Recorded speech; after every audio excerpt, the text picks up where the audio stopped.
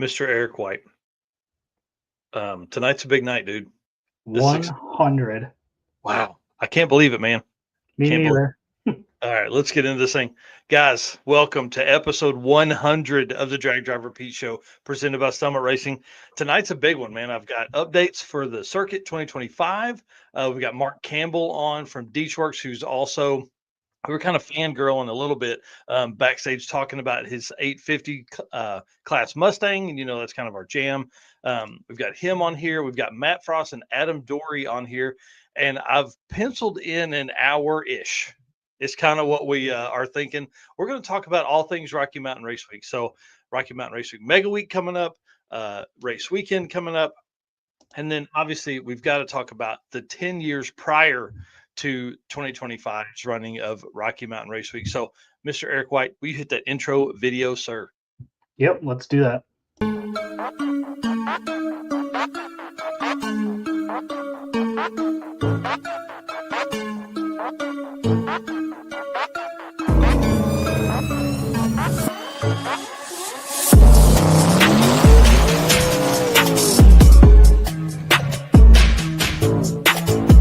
We're gonna pack things up and hit the road and try to make it the next day.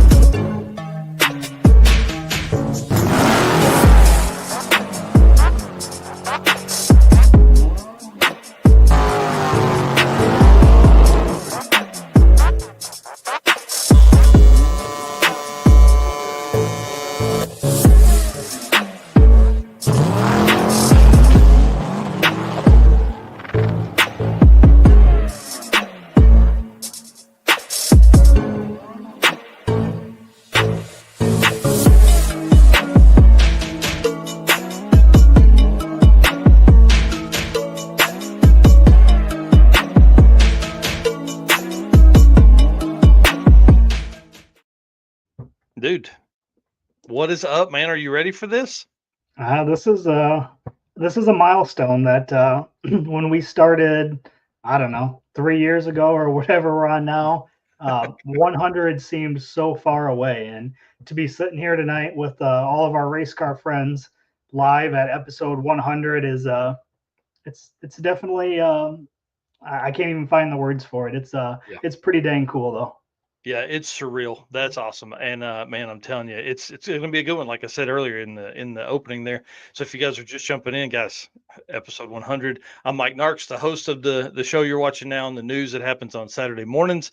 And man, living, breathing, eating, sleeping, drag and drive lately. I'll tell you, this week's been a wild one.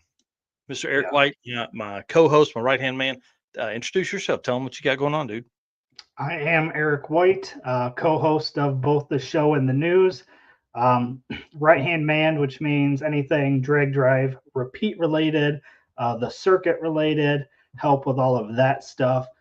Plus, you can see here I've got a new hoodie on, but 815 LSX Swaps is my other YouTube channel that I run, focuses on my builds, and then Motorsports Paparazzi is just my media channel for all the events that I attend, either drag racing related or not. I can cover anything over there on that channel. Yep. So definitely stay very, very busy.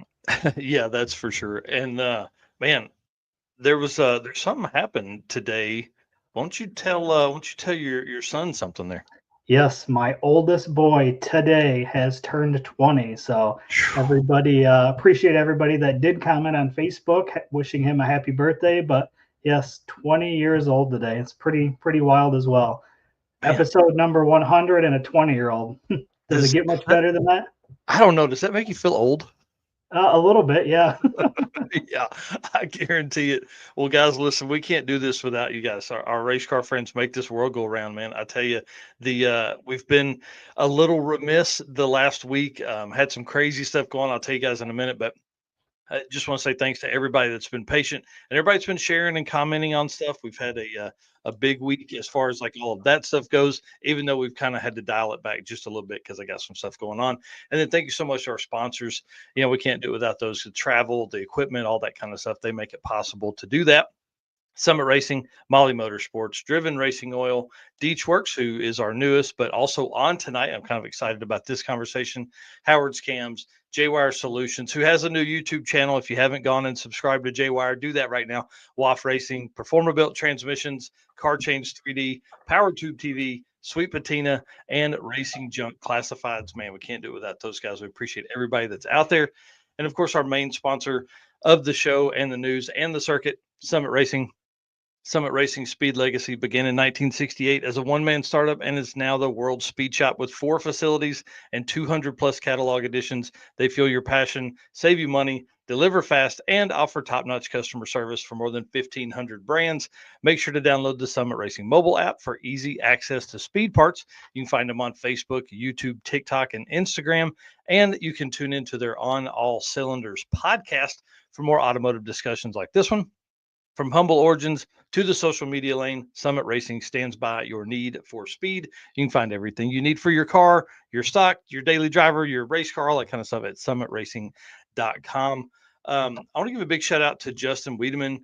He is kind of their social media front man. You know, he does a lot of the videos and things like that. He interviewed Gen 2 Garage today. I thought this was a great live stream. It had a lot of good content within it. But then there was a ton of conversations that were going on in the chat, and it was really good. Just want to give a big shout out to them.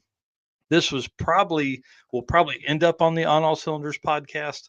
It was a good one, man. It was really good. Allison and Tommy both raced the Hurricane powered Dakota at Sick Week, got it into the 9s. I think it's the first Hurricane swapped vehicle in the 9s. Like it was this whole thing, and they kind of went into all of that and how the channel works and all that. So it was really a lot of fun to watch that. So highly recommend that for today on the Summit Racing Equipment channel. Yeah, that's super cool. Yep. Obviously, when you're over there making orders, grab your Drag Drive Repeat merch, Summit branded Drag Drive Repeat merch. We appreciate them giving that option to all their fans that are out there. And in Drag Drive Repeat news, I just want to give a shout out to all the folks. I haven't made this public. I didn't make any posts about it, but my grandmother, 86 years old, had a car wreck last Tuesday. I literally have spent the last week in Springfield, Missouri with her. She broke her arm. At 86 years old, you probably should not do that. She broke her arm and her hip bone. We got all that fixed with surgery. Took way longer for her to come out of anesthesia than we thought. So that's why we skipped last week doing this episode.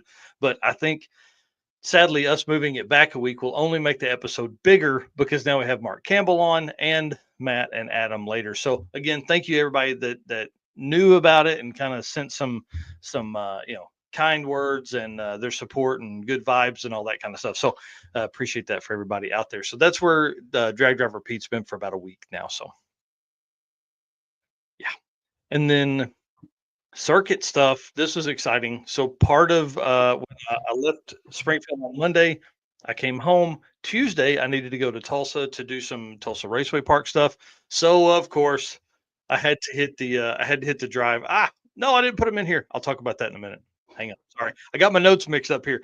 Let's talk about shirts. Dude, shirts. Look at those things.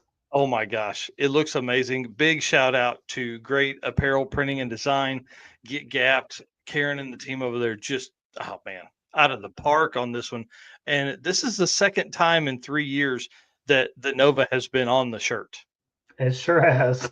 Dude, can it do it again? Can it do it again? And we're looking at like some very fast 8th mile cars showing up this year. A lot of fast cars in that class. Jim Parkinson holds that spot for this year because the quickest 8th mile and quickest quarter mile cars end up on the shirts. Now, if you were listening to John Paul Franks, he said he's coming for that spot in the quarter mile. So I'm excited to see this.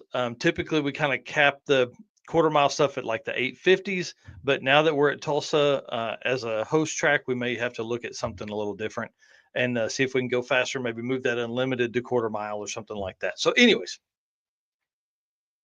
big shout out to Brian Acton. The Nova looks amazing. Big shout out to Jim Parkinson. The Camaro looks amazing on there. The artwork is just off the chain. I mean, it's so great. It's got the Blue Whale, which is a route stop. It's got Gearhead Curios, which is a route stop. It's got the big Tulsa 66 logo in there that's from the drive. It's got the giant from Gearhead Curios on it. Man, Karen and them just out of the park on this. So the reason this is up tomorrow morning through Sunday, so 3 days through March 16th, we're going to do a pre-order on hoodies because they're expensive and I can't afford to buy a whole bunch of them to have at the event. So we're going to do a pre-order on hoodies and t-shirts. So if you want to order additional stuff or you're not coming to the circuit and you want this shirt because it's freaking awesome, order it. A portion of the proceeds go to the youth services of Tulsa, and you get probably one of the coolest shirts that's in the event out there. I don't know. This thing looks amazing. And so there probably won't be time to ship those before the circuit to folks that aren't coming. So we'll do that when we get back. So be note of that. Like, you won't get this until the week after the circuit if you order it and aren't coming. But if you're coming, you're going to be able to pick it up right on site along with your shirts that you get for doing the event. Yeah. I think it's cool this year that the shirts and our artwork and a little hint, our trophies all have very similar designs, which I don't think we've done that in the past before. So that's going to be pretty cool to see. Yeah, big shout out to Travis Wise. I'll be dropping that video on Friday that he sent you and I. I'm gonna drop it on Friday. That'll be it's just a quick video that he did on the trophies that are going to be available for first and second place for all the classes. Super cool stuff. And then lastly, in the circuit, we have something special working with King of the Open Road that Jared Holt and I are working on. It can't come out yet, but hopefully by Saturday we'll be able to talk about it. Leaving them on a little cliffhanger there. Yeah, I'm really pumped about it. I think it's gonna be really fun and help the community. Let's just say that.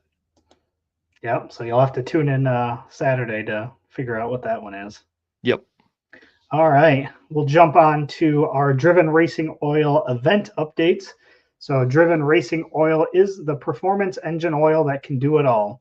GP1 is the ultimate oil for any race or performance application, whether launching hard at the drag strip, enduring the extreme heat of off-road and circle track, or pushing limits in top fuel drag boats and demo derbies, winning racers choose GP1. Compatible with engines from classic hot rods to cutting-edge race machines, GP1's unique surface cling and high zinc formulation ensures superior wear protection, particularly for flat tappet camshafts, while solving issues like cylinder washout with methanol and ethanol fuels. Crafted from the legendary Bradford, Pennsylvania base oil, then enhanced with state-of-the-art additive packages, GP1 offers the best in protection and performance. And you guys know the deal. DrivenRacingOil.com is where you can go pick up your oil, any Driven merch, and then on social media, it's Driven Racing Oil on Facebook and Instagram. Oh yeah, love the guys over there. Can't wait to see them. Hopefully very, very soon. I know we'll see them on Six Summer, but I'm hoping we can peer pressure them into coming to the circuit. Yep. All right, man. Lead us into some event stuff. All right. First up, we've got Central Victorian Dragon Drive coming up here March 27th through 29th. So last year we did something kind of interesting with them. Is that something we're going to do again this year? Should we challenge Central Victorian Dragon Drive to a 650 index challenge again this year like we did last year? I think so. I mean, we smoked them last time. We did for sure. So I think we should.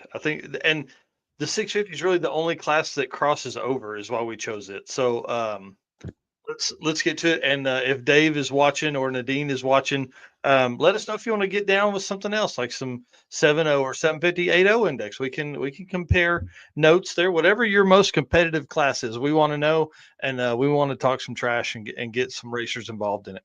Yeah, for sure. And then after that, we've got Road Trip Drag Challenge coming April 11th through 13th. So that's Lakeside, Warwick, and Willowbank. Yeah, so they're covering some ground there in Australia. And the reason I kind of paired these two up, even though they're the circuit's technically between them, is because I'm hoping some of our Australian fans over there are watching for this, and some of our folks can share them over there. And look, they've got a 650 shootout as well. on there. So, man, 650 Racing, maybe we can get in some mix with them as well. Yeah. Yeah. For sure. Red Hat Scotty said 650-ish class. Yeah. Yeah. Yeah, so we can talk about that. Maybe that's the way we get around that with the competition there. Well, the circuit, like I said, I drove the route a little bit of it yesterday. What's wild? Okay, Grove, Oklahoma to Tulsa is only like 80. I don't even think it's 80 miles. It's probably like 60 miles. Dude, it took me 2 hours in the Saturn moving. Like I was trying to get down the road. So, going to be an interesting day. We are literally packing it so full for the circuit that people are going to have a hard time. They're going to be tired. If they think this is a vacation, they're out of their mind. So, obviously, my thought the entire drive was scavenger hunt stuff, and then also checkpoints. Are there easy to get in and out of? How are we going to deal with 200 plus cars cruising in, getting in these parking lots? How bad is the parking lot? What do I need to warn people about? There's no road construction except once you get into Tulsa, right after Pine Street. So if you miss the Pine Street turn, you're going to be in road construction. That's the only time I saw road construction. So I'm really pumped. We're 3 weeks away. I'm sure they'll tear up some road between now and then. But so I hit the checkpoints that were on my route, which meant the Blue Whale pulled in there. That parking lot's complete trash. But there are going to be some really fun scavenger hunt pieces within the grounds of the Blue Whale. Like I'm Okay. probably going to hide something in the Blue Whale. I'm going to hide something up by the ship. Gonna be some fun stuff. I've got to get back over there. I didn't have time the other day to finish it up, but we're gonna have a blast with that. I'm telling you. And then Highway Cafe is not going to be a route stop, but it is a great spot to get photos, right? So as I was driving, I was really looking for things on the right as you're driving along. So I'll be making notes of those as people drive, because the last thing we want to do is have somebody cross the road, right? Because we're driving hot rods, we're pulling trailers, all that kind of stuff. So we don't want to get in any struggles there. So Highway Cafe is on the right. They've got the two giants that you see there. And then the other photo here is of, I don't even know what this place is called, but you can lose 2 hours in this place. I didn't even stop this time because the guy was outside working on something, putting up some new piece of artwork that he's gotten. I didn't even stop because, man, you can really get sucked into this place. So there's a lot of really, really cool places as you're driving along Route 66. And that's what I really want out of this trip. This trip isn't about all out speed. This trip is about all out fun and how much you can have of it and how much stuff you can take. Hendrick Heating and Air with Clint Sadowski is one of our route stops. So I pulled in there. You can see the little Saturn on the right. That is a loop right there in case they are closed by the time that we all get there. So this is, again, going to be a Friday stop. We're going to be cruising along. We're going to hit this stop, and then we're going to turn off to get down to Love's truck stop. So, or Love's travel stop. So this is going to be really, really cool. So I had to hit those while I had the chance instead of just jumping on the interstate and cruising down. So I really had a blast. It was really a lot of fun to do that, but man, dude, it took a lot longer than I thought it was going to. That's awesome. That just means there's cool stuff along the way, though. Oh, well, and think of the 200 plus cars that are going to be driving along there. Everybody that's in that area, I've already started sending stuff to the Chamber of Commerce Facebook pages for the cities that populate the Route 66 there. So hopefully, oh, hey, Clint says gates will be open till midnight. So that's perfect. That's perfect. And I think the area where the Saturn is parked there is big enough to make a U-turn even with a spool, and it's gravel. So obviously we don't want you doing, don't force your car to spin quickly with a gravelly donut there. But I think we can get turned around and all that stuff. But Clint's car is so freaking nice, man. Oh my gosh. He's not going to have it ready for the circuit, but dad gum, this thing is so nice, man. I can't wait for people to see this car. Yeah, it looks nice, and you can't even see much of it in that picture. But him and I were talking about so I've got to do some research, but he may have the quickest legit all steel car. Like he even has a steel hood that he's going to put on this thing. It's nice. I don't know. It's going to be bad to the bone. Just crazy. Anyways, all right, let's move on, man. Yeah, he's saying you can drive into the facility and do the complete circle drive. Oh, perfect. Okay. So you won't have to worry about that one there. And then before we go on here, looks like we've got another birthday, Justin Ray Chestnut. So happy birthday. Yeah. Hey, listen, without Justin, we may not be right here right now. We may not be on episode 100. Well, I would have done this, but I wouldn't have been as eat up with him if he hadn't let me ride in that in his Model A sedan on Sick Week 2022. So him moving to Florida may be the reason we are where we are right now. I'll tell you Yeah. that much. I'll say that. That's probably the best way to say it. So big shout out to Justin on his birthday. Happy birthday to you, sir. All right. Travis saying he's working on the last of the trophies now. So that's exciting as well. It Yeah. just means we are super close, and that gives me a lot of anxiety. Dude, yeah, 2 weeks, 2.5 weeks. Yeah. 3 weeks, 3 weeks. Scared. Okay, All right. lead us in here, man. Tell us what's going on. Yep. Sick at the Rock. It's we got a 2-day drag and drive class, which is kind of newly added. I know we've talked about it a little bit, but it is more recent with $32,000 in payouts for 32 different categories. Yeah, this is pretty interesting to me to see. Like Matt Frost is jumping into a weekend event later in the year. Sick the Magazine doing this one here, adding this to like the NMCA class. Oh, Johnny Allen says 22 days until the circuit. That sounds way shorter than 3 weeks. Yes, So, it does. yeah, so Sick at the Rock, I'm excited to see it and see how well it does. Obviously Sick the Mag carries a big stick, and so it's going to be interesting to see them go into a weekend style drag and drive. Yeah. Yeah, and it's technically it's like a class. It's one class, so it'll be a little different for everybody. So it's more along the lines of their one-off events. They have all these different categories and things like that. Yep. All right, then up next is the Carolina Drag Cruise. This is sold out. So if you guys are interested in this, you're going to want to go ahead and jump over there and get on their wait list. But as of right now, this event is sold out. Yeah, and like we talked about, I think it was a week and a half ago on the Saturday morning show, we went over like this is basically a great way to get your feet wet. So you can trailer the car to and from tracks. It's only like 40 something miles between tracks, but if you need to do that, you can if you're too scared. And that's not in the notes here, but what's the date for this one? Do you know offhand? It is April 27th through 29th, I think. It's the same weekend as the one in Australia. Okay. Yeah, 27th and 29th, yeah. So that puts us at 38 events for the year so far. So crazy. That's wild. And you guys know dragdriverepeat.com/event list-2025 is where you can go and you can see the entire list of those 38 events, the dates and the locations. So head over there and check that out. Yep. And again, thanks a bunch to Driven Racing Oil for their support. And man, I love doing the event stuff, and them being involved in so many is super cool. Yep. All right. We're gonna we got to kind of blast through some stuff because I want to get to Mark Campbell. So he's going to be. We're going to do 2 ad reads. J-Wire Solutions, expert car and marine wiring solutions you can trust. J-Wire Solutions can wire and plumb your hot rod, your race car, or your drag and drive car. Plus, they offer products to make your driving experience better, like the blinker module that is a must for all drag and drive cars. This module will allow your rear turn signals to continue to function while the brake pedal is applied. Just like stock. You can find it all jwiresolutions.com.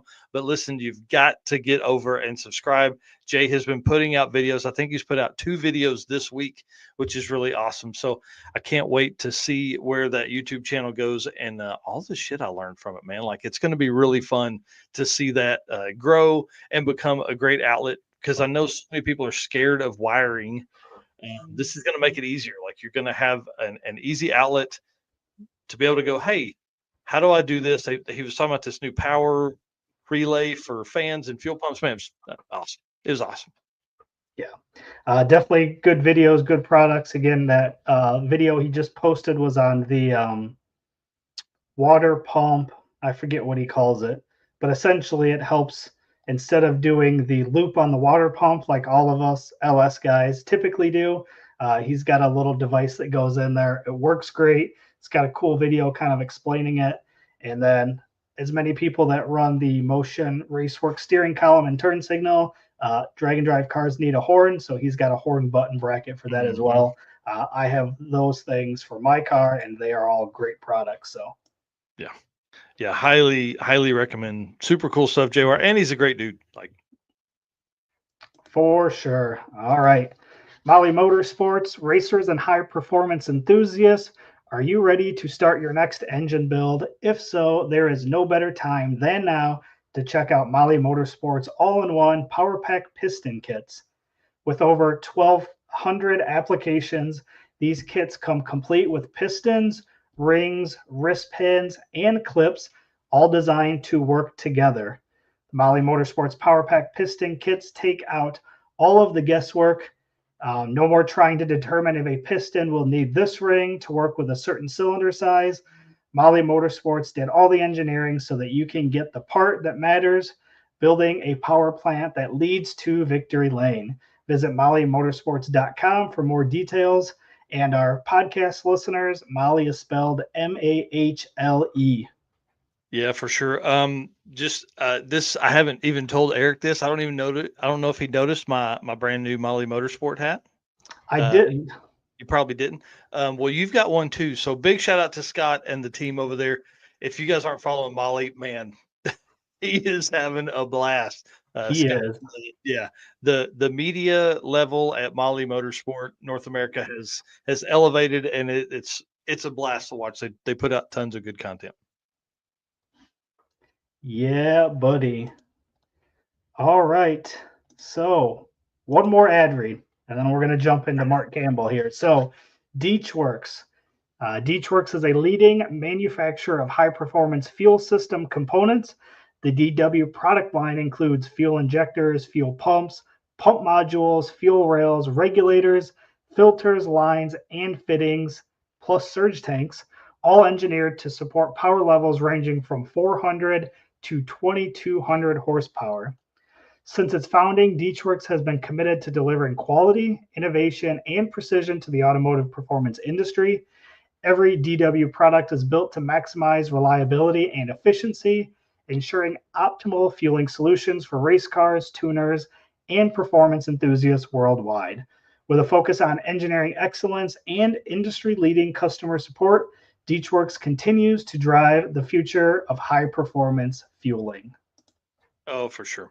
Well, listen, when Krista at Deechworks told us that Mark Campbell was on there, we're going to let Mark kind of tell his history a little bit, but I'm really excited about him being involved in this because I feel like fuel system is one of the hardest things that guys deal with. Now, the last few years have been way better, and Matt and Adam will talk more on this later, but there was like a year where everybody was like their fuel system was failing because they just couldn't handle the temperatures, all that kind of stuff. So again, drag and drive, pushing, all kinds of manufacturers forward, making these things better, getting them to where they work for all these cars, and helping a lot of people understand.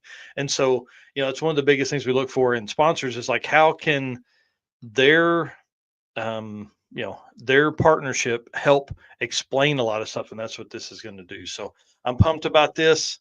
Let's bring on Mr. Mark Campbell, a guy that is,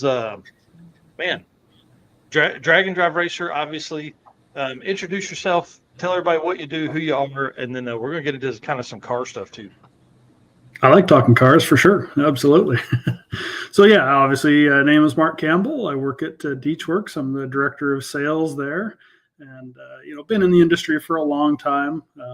Been around cars literally my whole life. I think I started going to the drag strip with my dad when I was probably 4 or 5 or 6 years old. So yeah, it's not just a job for me. It's a lifestyle, a passion for sure. Yeah, I would say that, and especially with what you drive, So obviously, I kind of alluded to a little bit of the car stuff, but man, tell us what that means. Like, tell us a little bit about this car, a little bit of the recap of it too. Yeah, so really the car was probably a byproduct of COVID. We're all home and we didn't have anything to do, and I was getting really bored. So kind of middle of 2021, I kind of was like, I think I'm going to build another car. And I really didn't need to build another car. I had a really good car already. And so started looking for something. And long story short, I actually ended up trading for this car as a bare shell of a car. Like it was literally a body with a rear end in it, and that's it. Traded for a little bit of work with a buddy of mine and started building the car. Started in October of 2021. I think middle October is when I actually got the car. That's the picture on October 17th when I got the car. And 5 months later, I had a running, driving 850 drag and drive car. Man. So it was a lot of work, but man, I had a blast. Literally built the whole car from scratch in my garage. Yeah, I was going to say, cool. Yeah, did the car have a cage when you got it? No, sir. It was bone stock. The only thing that it had, if you look in the under the front fender there, it did have a coil-over shock in it, and somebody had started to pretend to put a motor plate in the car because it was going to be built into a race car, but it literally had nothing done. I mean, it's a bone stock car, and yeah. That's pretty wild. When I got my Fox body, it was similar, but it didn't even have suspension on it. It was literally like 4 of us picked it up and walked it onto a trailer. So that's super cool to see. That picture right there kind of was at that point. I mean, it wasn't long after I got the car, stripped it down completely, and just had it sitting there ready to go for, got it leveled up and stuff sitting on my hoist, and start doing the cage was the first thing I did, and went from there. That's awesome. Yeah. Well, tell us a little bit about this combo here. Like, what's the engine combo, turbo sizing, all that kind of stuff. Yep. So the engine is a 427 cubic inch deal, fairly standard 125 bore, 4-inch stroke engine, 10.5 to 1 compression. Has an RHS aluminum block, RHS heads on it. Really, it was designed to be exactly what it was built for, is to be an engine that would live for a long time, and obviously be able to drive around on pump gas and everything like that. So what we did is when we put it together, it's got I'm going to say a smaller camshaft in it so that it drives really nice. And we kind of did something with the turbos. We put technically a little bit bigger turbocharger on it than we needed, but we wanted to try and make as much power as we could in that 12 to 16 pounds of boost range, so we didn't have to feed it a lot of boost pressure to make power. And I mean, end result is it worked perfect, because I mean, most of our drag and drive stuff, like to run 850s at 160, the car needs about 14 to 16 pounds of boost to do that. So it really runs the number pretty easily, and obviously it'll go a lot faster than 850s. But we drive it around on 91, 93 pump gas. When we go to the racetrack, we do put race gas in it. Honestly, I haven't done it yet, but I truly believe it actually will run 850s on pump gas. Wow. And that was kind of my goal at first, but then thought, let's just put race gas in it to be safe. Because sometimes, especially when you're out on a drag and drive, you don't know what kind of fuel you're going to end up getting. Mm-hmm. So you get a little bit bad tank of fuel or something. So we just didn't want to take that chance. So we do run it on race gas, but at the end of the day, it really drives around good. Even has power steering on it, so it's it's as legit a street car as you can come across, for sure. Man, that's crazy. And going bigger on the turbo, I mean, that probably, and having the cubic inches, you really don't need that. You don't need the power to like pull the trailer and do that kind of stuff, because you're not getting into boost to do that, I guess is what I'm trying to say. So I think that would maybe if you're doing a burnout. Well, yeah, we hope you are. We should do it. We need limiters and third gear high speed. Exactly. What ECU are you running?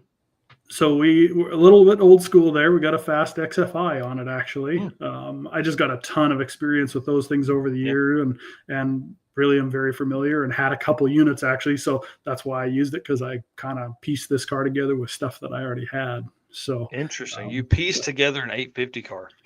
Well, what other junk you got laying around? You should come to my garage and see. I got all kinds of surprises in there.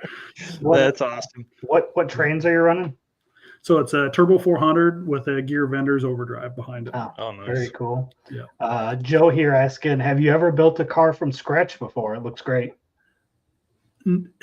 Sort of, yes. I mean, I've done a lot of race cars over the years. I mean, for many, many years, my dad and I actually had our own shop and built a lot of race cars, and primarily it was a machine shop, but we built a lot of race cars. So yeah, I kind of have. I mean, we built a dragster from scratch, like literally a whole pile of tubing, and we built a dragster, and certainly have done some other stuff. Built a pro mod, actually, not quite from scratch. We had some help there from some other people, but yeah, I mean, I'm definitely a engine guy, fabricator, so fair amount of experience doing that. But this project was certainly different. I mean, I started from a bone stock bare car and built the whole thing in, like I said, 5 months, 6 months.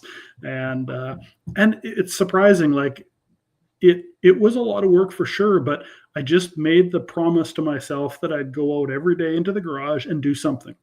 And it's amazing what you get done. I mean, some nights I just go out there for maybe an hour, organize parts, get the next job figured out. But always just made sure I went out and did something, and progress happened. Oh man, yeah. There's nothing better than the hour a day thing. Yeah. Well, and some days there was a lot more than an hour. I can assure you of that. Oh yeah. My wife will attest to that. That some mornings I went out to the garage at 7 and came in at 10. And it wasn't PM, it was 7 a.m. to 10 p.m. But I loved it for sure. Well, and that's what happens, right? So you get to a spot, hey, this is going to take me 3 hours. It takes 5, but you didn't kill. It wasn't like, hey, this is going to take me 20 minutes, and it's 6 hours later, and you're frustrated. You go in for a week and a half, Right. Exactly. Yeah. That's cool. All right. So why do you like DeechWorks parts for drag and drive applications?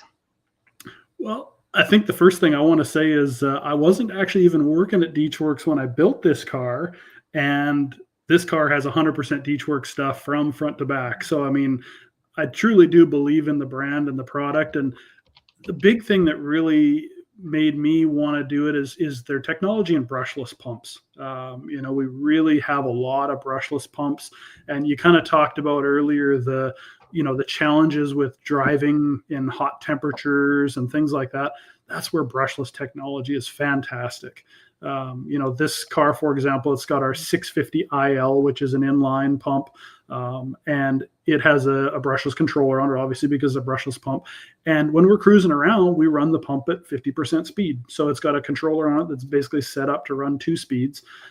So when we're cruising, it's just on 50%. Doesn't get hot. It's pushing less fuel, obviously, still the same pressure. And then as soon as I have it triggered so that when the car gets to, I think I have it set at like 40 or 45% TPS, it triggers the second stage of the pump and goes full speed. So it works beautifully. I mean, the first few test drives that we took with the car, that was my number one concern. Like everybody is, okay, is the fuel pump getting hot? Is it, we drove around for, I don't know, pretty short drive, 20, 25 minutes, something like that, came back, put my hand on the pump. I mean, it wasn't any warmer than ambient temperature. That's awesome. So yeah, that's really the key is, obviously good fuel pump brushless technology, a return style system certainly helps that. But also little things like making sure you have enough fuel capacity as well, because fuel is what cools the pump. So, running with, now some guys, it's tough because, we're doing silly things with these cars, but don't put a 5-gallon cell in the car, put 10 or 15 gallons or 20-gallon cell in the car. Obviously, when you're racing, you only put 5 gallons in it. But when you're driving around, more fuel will certainly help keep that system cool, because you're constantly moving the fuel, and as it goes into the cell, back into the cell or into the tank, obviously it has a chance to cool off before it goes back through the pump, and really does help the fuel system survive.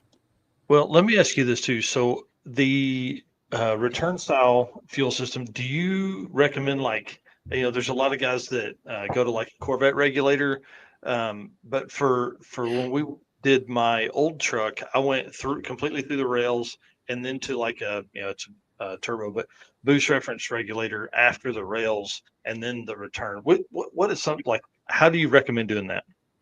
Yeah, absolutely. The way you did it there is the best way to do it. I mean, if you can do your feed line from your pump up to the rails, split it, like put a Y and into both rails, come out the front or the back of the rails, whichever way you're plumbing it, and then into your regulator, and then one line back to the tank. That is definitely the best way. Now, sometimes there's limitations where you have to kind of loop it, but that way you're getting cool, consistent fuel through both rails at the same time. The pressure will be more consistent inside the rails as well, and then feed it out to the regulator and back to the tank. Okay. And that's definitely the best way to do it for sure. Why in the back, why out the front, and back to the tank. Well, and my thought was we looped through the rails just because it's a fact. It's like it runs into a factory fuel rail for a LS truck. But my thought there was that it would allow us to. It would probably keep the fuel as cool as possible because it's, I'm not like deadheading up there and it's just sitting. Not that fuel sits very long, but it's not going to be just sitting in there. We ask a lot of that little truck, and it needs all the fuel it can get. As Steven is attesting to, I'm sure right now if he's still watching, we've got some fuel cut issues right now, so we got to get those fixed. So, well, that's cool to know that maybe we did something right on it. Yeah, no, you were on the right path there for sure. Absolutely. The more you can just keep the fuel moving, certainly the better chance you'll have of not getting a vapor lock or, heating up the fuel pump, all those kinds of things. Well, and I like the brushless stuff too, because I know it's probably more work, it's more expensive and all that kind of stuff. But as like Eric Engler this has probably been 5 years ago when he was at Rocky Mountain, it's in June. It's hot. They're driving at that point. They were driving like Kearney to Bandimere. So as you're doing that, and it's 114 outside, 170 in the car, and it's 200-degree fuel temp. Like he could only drive 8 or 10 or 20 miles at a time before that thing would finally just give out. And he had this gigantic fuel pump on. And we've seen guys over time now. They may run with like a small pump or like a brushless deal. So there's not just a ton of fuel being forced through that little orifice in the regulator. Yeah, no, for sure. The brushless technology is amazing, and even a good brushed pump, as long as it's a good piece and it's controlled properly and everything like that, will be great. But certainly brushless pumps are the future for sure, and they run cooler. You can put more voltage to them too. That's the beauty of a brushless pump. Typically, you can put a voltage booster on them, or like my car, for example, I have a 16-volt battery in the car with an alternator on it. So it runs around at about 18 volts. And I'll tell you that fuel pump loves voltage. It's happy there. And even the EFI and the ignition system and the cooling fans and everything like that extra voltage for sure. They just make it a little bit happier, but certainly picking the right size fuel pump and plumbing the fuel system correctly is a huge deal in making these cars go for 1,000 or more miles at a time in extreme conditions. You think if you're looking at street car stuff and you're looking at like a guy like my neighbor, he has a car that probably makes 600 NA. It's a big block Mopar. He drives that car a lot, right? Feels like he drives it a lot. And he probably puts 600 miles on it in a year, but it goes to a ton of car shows, a ton of cruise nights, the cars and coffees. Like he's driving it regularly, but there's really no mileage, or he may put 1,000 on it by the end of the year. Right. We're doing that in a week. That's where, obviously quality parts make a big difference, but man, just really that second level of planning. Okay, well, let's talk about historical drag and drive stuff, because I want to know where you've been, which ones you've done, and all that kind of cool stuff. Yeah, so obviously we built the car in 21, kind of finished it in 22, I guess, in April of 22. So we did Hot Rod Drag Week in 2022, and then we also did Hot Rod Drag Week again in 2023. My intent was to do some last year, just didn't work out. But yeah, that's really the two that I've done. And then we've done a lot of just kind of local stuff here. I go up to the racetrack with the car every once in a while. I drive it around. I do put a reasonable amount of miles on it. But those are the two primary drag and drives that I've done in the last couple of years. Hopefully we're going to get out to some more here real soon too. So. Yeah. And 2022 was Byron and stuff, right? Yes. Yeah. Started in St. Louis, went to Indy, Byron, Cordova, and then back to St. Louis. Yep. Yeah. And day 1 and 2, one and dones with like 850s, right? Yep. Yeah, it's kind of it's crazy, I'll tell you, because the car, we had it done, like I said, in April, but just with some challenges with work and everything else that was going on, I really didn't get it out to the racetrack until about a month before the actual drag week happened. The car had 6 8th-mile passes on it when we showed up to drag week. Oh my. And so, I mean, we pretty much knew based on what it was going to run 8th mile, it would run quarter mile, in the 850s, but you never know. So yeah, the 7th pass on the car was the first quarter mile pass we made. And it was on the test day before Hot Rod Drag Week. And we went 857 at 161 or 162. So it was right there. And then the next day, for the first day, the weather was totally different. I mean, it was pretty hot the first, on the test day. Yep. And then on the first day of drag week, it was like 15 degrees cooler. And I'll say this is where a little bit of luck came in, maybe some good management too, I guess. But we kind of took a swag at the tune-up, and it went 850 with a 4. And you were like, load that son of a bitch up. Let's go. Yep. So we loaded her up and drove to Indy. That was the first, obviously, long trip for the car too, and it just performed awesome. Got to Indy. Weather was once again completely different. We were running super early in the morning. I took a bunch of power out of it because I knew it was going to go faster, and went up there, let go of the trans brake, and the wheels were up in the air, and I'm like, oh boy, this thing's going to go way too fast. So I got to 1,000 foot, 1,100 foot, dumped it. Went 850 with a 5. Oh, Wow. Yeah. So, I think at that point, everybody went, what? What just happened? yeah. What? Well, What? Yeah, it was kind of, some people were like, oh, wow, and I'm like, well, I guess I've done a lot of bracket racing over the years. So feeling the car and kind of understanding how quick it was going. Obviously, it was still a little bit of luck that we hit the 50 right on the button again. So yeah, we loaded up and went to the next racetrack. I think so. Robert Freund was your co-pilot then, and I think he was telling me when we were at Sick Week together that you guys were like on the road by 9:30 or 10 or something, 10:30 maybe, something like that. He's like, people were still coming in and we were leaving. Oh yeah, the first 2 days I think people honestly hated us because we were out of the racetrack by 9:30 and getting to the hotel by like 2:30, 3 o'clock in the afternoon, and it was like, oh, this is pretty good. So yeah. Then things changed a little bit though. Yeah, drag week struck for sure. We had kind of one problem on the second day driving. We actually broke the hitch on the car. The roads were not good, and we broke the hitch. So we got to the parking lot. Fortunately, we had all we had the right stuff to patch it together, I guess. So we, drilled a bunch of holes and built some brackets, and we got the hitch fixed, and so it was all good. And when we got to the racetrack, we got the car all turned over and made a pass at, I guess it would have been Byron that day. And when I made the pass, got off the throttle, and we had actually kind of wrecked the hood a little bit. So I left the hood off for that run. Kind of a good thing, because when I lifted off the throttle, some oil came out of the blow-off valve. And it's like, well, that's weird. It's not supposed to be oil there. So the car went like an 853 or 854. So it was a decent pass for sure. But it was looked like a tractor going down the racetrack, black smoke out the back. And then obviously the oil come out of the blow-off valve.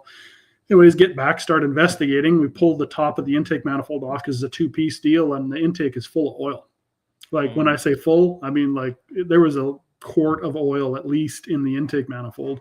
Long story short, it had pushed a seal out of one of the turbochargers on the drive and filled the intake full of oil. And anyways, we didn't know it until obviously we made a pass, and why would you? So we obviously cleaned everything up and unhooked the turbochargers, drove to the next track. And when we got there, we kind of, patched things together as best we could. Turbochargers were still working. Seemed like the engine was still happy.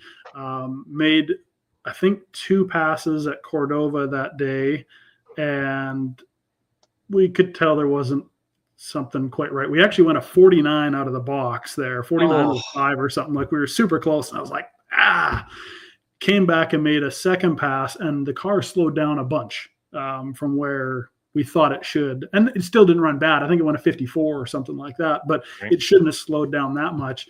And at the end of that run, there was a whole lot less oil pressure in the engine than it had before. Dang it. Yeah, long story short, I mean, when the engine ingested all that oil, it detonated the engine and knocked the main bearing out of it is what happened. So we were about to pull the plug and we're like, well, we still went a 54. I mean, our average was like still a 51 or something like that. So we're like, let's drive to the next track and see what happens. So when we left the racetrack, we had, I don't know, 30 pounds oil pressure, and it usually has like 55 or 60. Mm. And got back to Indy, dumped the oil out of it, got to the racetrack, dumped the oil out of it. There was a lot of stuff in the oil. It was not good. Pulled up, we made a run. I put a lot more boost into it, and it went like a 58 or a 59. It should have gone like a 30 with the amount of boost I had into it. And at the end of that run, it had a way less oil pressure than what it was supposed to have. But hey, yeah. And we were kind of like, crap, we're going to be out of the running now because we ran so slow. Well, long story short, they didn't finish the session because it started to rain. Yep. Yeah, they tried to so many times, man. Everybody was like, no. No. Because they didn't count that run, the whole session was thrown out. We still ended up with the 853 average. I think our average would have gone to like a 55 or something like that based on that one.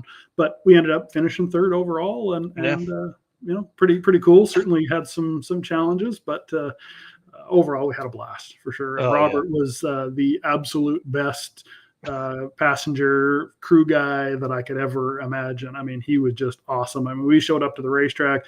Everybody knew what they had to do. We got the car turned around quick, and we just had a blast. So yeah, he's a good dude. I got to spend quite a little bit of time with him on Sick Week with the camera in his face, telling me about all the stuff they have with the Tesla, the big block swap Tesla. Yeah. So it was pretty fun. He's a good dude. Absolutely. That's crazy for the first one. And then 23 went a little better. I don't think you guys had as many struggles 23, but your time was a little off, right? Well, yeah, we did end up having a little bit of a problem. We made a couple of really good passes the first 3 days. And on the fourth day, the second last day, all of a sudden the car under full throttle wouldn't go into second gear. Like we'd put it into second gear and the RPM would just run away. Well, it turns out we broke the sprag on the second gear in the transmission. So we didn't get a very good pass on that fourth day. The last day we went to the track and I monkeyed up the shifter a little bit so I could do a 1 to 3 shift. The engine did not appreciate that at all. We still went I think we went a 58 or something like that. I just kept feeding it power and feeding it power. I think we made like 3 or 4 runs that day. The first one was like a 70 something, and we just kept feeding it more power, but it just didn't like being shifted from first to third. So unfortunately that kind of put us back a little bit because we ended up turning in a 58 or something that day and kind of threw us back quite a ways. And the day before, I think we only ran like a 920 or something like that. So unfortunately, I think we were a 52 or a 53 again before that, but that one day when we didn't know what was wrong with the transmission at the time, so we're like, well, let's just get to the next track and at least finish. And then on the drive, I was calling my buddy Jeff Reed at TCI, and he's like, "Yeah, I think this is what's wrong." And so he's like, "Yeah, you're not going to hurt anything." He said, "Just 1-3 shift it." And I'm like, "All right." So okay, it worked, but definitely had to. Didn't get the results we wanted, but we still had a blast for sure. So heck yeah. That's awesome. So for Mega Week or Six Summer, do you have a couple tips for the racers just to keep their fuel cool on a summer day and a drag and drive? Definitely when you're driving, try and keep that tank as full as you can. I mean, that's going to be a big deal for sure. Stop. Most of the guys want to stop a fair amount anyways, just to cool themselves off. Right. But yeah, every time you stop, put fuel in it. I mean, keep the fuel tank full and that'll make a big difference for sure. And certainly, when you're plumbing the fuel system and stuff like that too, just be very cautious of where your fuel lines are running. Keep them away from exhaust. Heat wrap anything if you like the exhaust or something like that. If it gets close, don't wrap the fuel line itself. Try and wrap the hot thing that's beside it. Keep the heat from getting into that because unfortunately, heat wrap if you wrap like the fuel pump or the fuel filter or the lines, sometimes it actually keeps the heat in the lines. So I always try and recommend people to heat wrap the hot thing, not what you're trying to keep cold. Good idea. That's kind of, couple basic tips that hopefully should help people not have fuel system problems. Right. And then for inline pumps, I would think definitely fuel level is always a plus. You don't want to have that thing getting some air, but then also like if you're next to your exhaust, maybe would a heat shield help as well? I mean, for sure. Yeah. Yeah, if you can do like a tin heat shield, something that creates that air gap between the hot thing and the shield, and then whatever you're trying to keep cool, makes a big difference. Deflecting that heat, even putting, something shiny on the hot side, like tinfoil even works. I mean, it reflects heat. So, and there's lots of great heat shield products out there, of course. Like, I mean, we have some stuff too that we sell, but there's a ton of different things out there that are really good heat wrap, heat insulator, shield type things. And anything you can do, even if it seems like it's minimal, it will help for sure. Yeah. Interesting. Yeah, that gives me some stuff to kick around for sure. All right, Eric, I think we're probably gonna have to leave with this last little bit here. I've jabbered along, but that gives us more stuff to talk about on the next time you're on. Absolutely, love to come back for sure. Yep. So let's talk about the potential of late model cars. I'll let Eric take this one here. All right. So we were kind of talking a little bit before the show even, but with the potential of late model cars, when do you think we're going to see more kind of 3 to 5 year old cars start coming to the front of these classes? I think very soon. You're kind of starting to see it a little bit already, but I mean, with the technology that's out there, obviously engines are so much better, whether it's a Coyote or an LS or a Gen 3 Hemi or whatever, the engines are awesome, but the technology and like even our fuel systems, I mean, we have these drop-in modules now that will hold 2 or 3 pumps that'll support, 2,000 horsepower, and you can use a stock tank, and, it's just incredible. So yeah, I mean, I'm pretty sure you're going to start seeing a lot more Corvettes, Camaros, Mustangs, the newer ones. Obviously the Chargers and Challengers are super popular cars.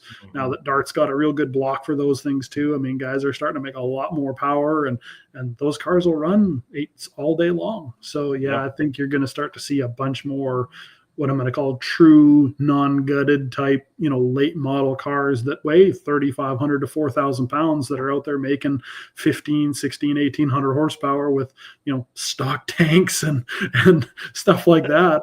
It's really incredible what's out there now for sure. So the modules are super popular. And, as you were saying that, I was thinking like, a new car can go 9.0 pretty easy with, without a cage. It'll go 9.0 without a cage. And so for guys that are in some of these classes, I mean, like that would win a few classes if somebody slipped up. Oh, absolutely. Yeah. I mean, it doesn't take long to knock your average a little bit, guys that are running real close to the 50s if they have a bad run or two. So yeah, you can show up and run 9.0s and not only just have a whole bunch of fun, because you're probably driving a car with air conditioning and, power windows and everything like that. Yeah. But yeah, you're doing it with a pretty stock type chassis and just turbocharged, supercharged, some nitrous on it, whatever. And yeah, you can run 9s or high 8s easily. Man, that's crazy. Yeah, Letitia Hughes is a great example of Felicia Smith. Those ladies run late model stuff, Sharon Klausner, late model cars that are going very fast, 9.0s with no cages and stuff like that. Just, man, it's super cool. And I don't think we've seen quite the jump to that yet for the drag and drive community. I think we're probably still a lot of old school car guys. We like a classic car and we want to build something we want.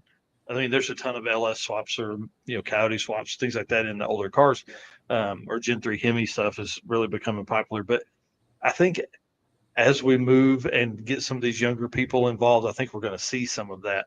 We're going to see that late model car that, anymore, like you should be scared of just a full bolt-on car. Oh yeah. Mustang with a blower is scary, They're fast. Yep. Yeah. Yeah, I mean, it doesn't take much. You take a new Coyote Mustang and put a blower on it. I mean, you can make 800 horsepower pretty easy, and those cars are fast, real fast. So yeah, that's for sure. Well, where can we see you next? What's going on in your life? What do you got up? Well, if it doesn't rain this weekend, you might find me at Holly Springs making a couple laps in the drag and drive car. That's my plan. It's ready to go. I'm not sure we're going to get any nice weather to cooperate with that, but definitely going to try and do some local stuff. There's some mean street races, like it's a 510 to 530 index type thing in the 8th mile. So going to try and do some of those. And I don't think I'm going to make it to a drag and drive this year, but I think that Sick Week potentially is on the docket. I put my name in for the expression of interest or whatever already for that one, and maybe another one too. We'll see, but yeah, definitely want to try and get out to some drag and drives this year. I think I'm just going to go out and have some fun with the car and actually try and make it go faster. Right. I've never really tried to make it go much faster than 850s, 540s in the 8th mile or whatever. So a couple weeks ago we went out and laid down some 5.0s at medium boost. So that's crazy. I think we should be able to get the thing into the 4s. I think pretty easy and not bad for a all steel, all glass car that weighs 3,400 and change with an overdrive in it. So the next question then is: are we going to see you do some rowdy radial stuff? You going to throw that thing on a 235 and maybe let it eat in the 8th? I have a soft spot for the little tires because for probably 6 or 7 years, a series that I was racing with my other car, we did a 26x85 slicker radial type deal. And so I have a pretty good understanding of how to make those little tires work. So yeah, I would say there's a good chance. And that might even happen at Sick Week too. We might do the rowdy radial deal just to do something different than the 850 class.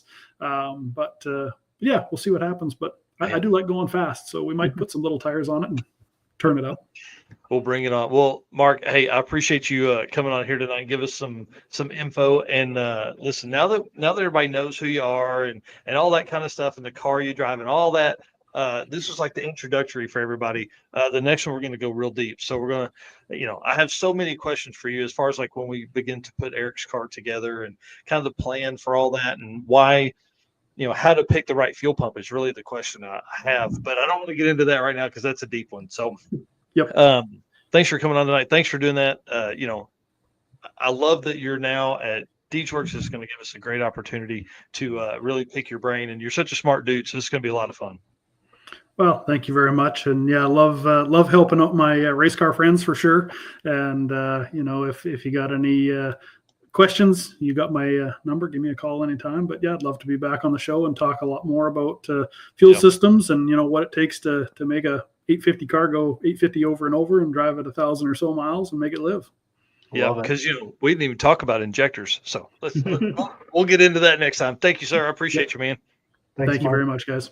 All right, see you. Awesome, dude. I'm telling you that DeechWorks being a part of the program here is going to be great for not only us as we begin to put Eric's car together for drag and drive stuff, and we begin to lean on the old truck a little bit. The video Steven posted it on Narcoleptic. If anybody has seen that, we need to kind of we're either at the limit of the injectors or at the limit of the pump, and that thing paints 2 black lines really, really well. So if we can make it do that better. That's what I need. And so we're going to, this gives us an opportunity to learn and gives everybody out there an opportunity to learn too. So if you have some questions for Mark or anyone at DeechWorks, man, hit us up. Let us know. We'll get you in contact with them either with the phone number or an email, or we'll just start a group message with them on Facebook. So, all right. Sweet. Again, thanks a bunch to DeechWorks. Appreciate them coming on and being just a part of the program here. I mean, it's a big deal to let everybody have all that stuff. Red Hat Scotty, still waiting on the old truck burnout video. Yeah, I have not been out to Steven's house, but most likely will this weekend. And if you're not following Narcoleptic Customs, you need to do that.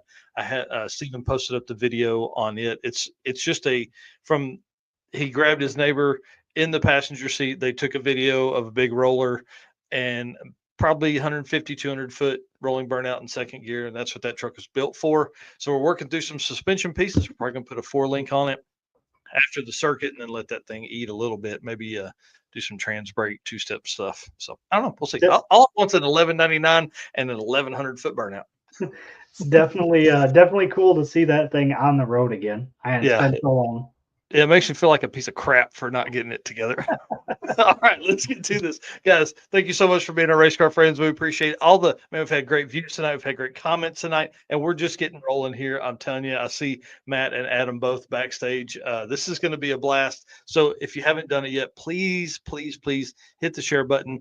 Keep us rolling here. And then thank you so much to our sponsors. Summit Racing, big part of the show, obviously a big part of not just, being here for this stuff, but being here when we have questions and going to drag and drive events. So Summit Racing, Molly Motorsports, Driven Racing Oil, Deech Works, Howard's Cams, J-Wire Solutions, WAF Racing, Performer Built Transmissions, Car Change 3D, Power Tube TV, Sweet Patina, and Racing Junk Classifieds. We cannot do it without all of them. And y'all know the deal. Here's what it is. Gentleman's agreement. Okay. We love doing this. Eric and I live, eat, breathe, sleep, drag and drive stuff. We love doing it. We know you love watching it. So as part of your love for that, hit the follow or subscribe button wherever you're at right here. And then we'll just keep up on this side. That's the gentleman's agreement. We can't verify that you do it. So just do it, wherever you're watching this at. We're so close to 100,000, dude. I feel like that's like this number that is so elusive that social media is just playing with me at this point. They're playing. We're like hundreds away from 100,000 total followers. So we need you guys. That's what I'm saying. All right. And then PowerTube TV. These guys, man, they make it possible for us to bring drag and drive content to more people because we post it on their platform as the content creator development program. And you can watch this show, exclusive stuff I put out for them over there on their YouTube channel, but also on the app. So if you're not getting the app, you need to do it now. They've got like 7 different channels within the app that you can watch on your smart TV or on your phone or on, whatever, on the website, whatever. PowerTube TV, go follow them. Brian and Ray they're masters at that stuff. And they've got pastime and new episodes of Pinks that are coming out for 2025. And we all know that's what really, for anybody that's like 35 to 55, bro, that's our heart, man. We you love watching pastime, and I can't wait to see this new level of pastime. Think of 15, 18 years ago, a car that ran 10s you probably knew it ran 10s. A car that runs 8s now just idles in traffic, has cooled seats and it's going to be badass to watch that. So, all right. If you'll read us play us the WAF Racing video, we'll get kicked off here and bring in Adam and Matt. Sounds good. Have you ever wished you could fit your toolbox in the palm of your hand, or really needed that extra set of hands while making a jet change at the track?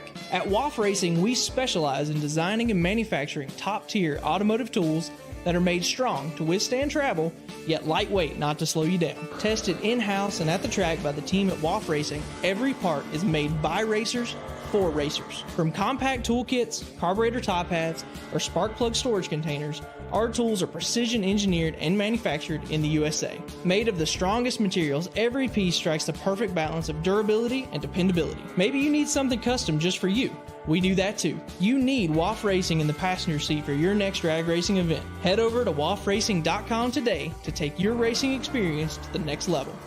WAF Racing. Design, build, race. All right, I see Adam's comment here. It says I stole some beers from that dude. You probably didn't have to steal them. He offered them openly.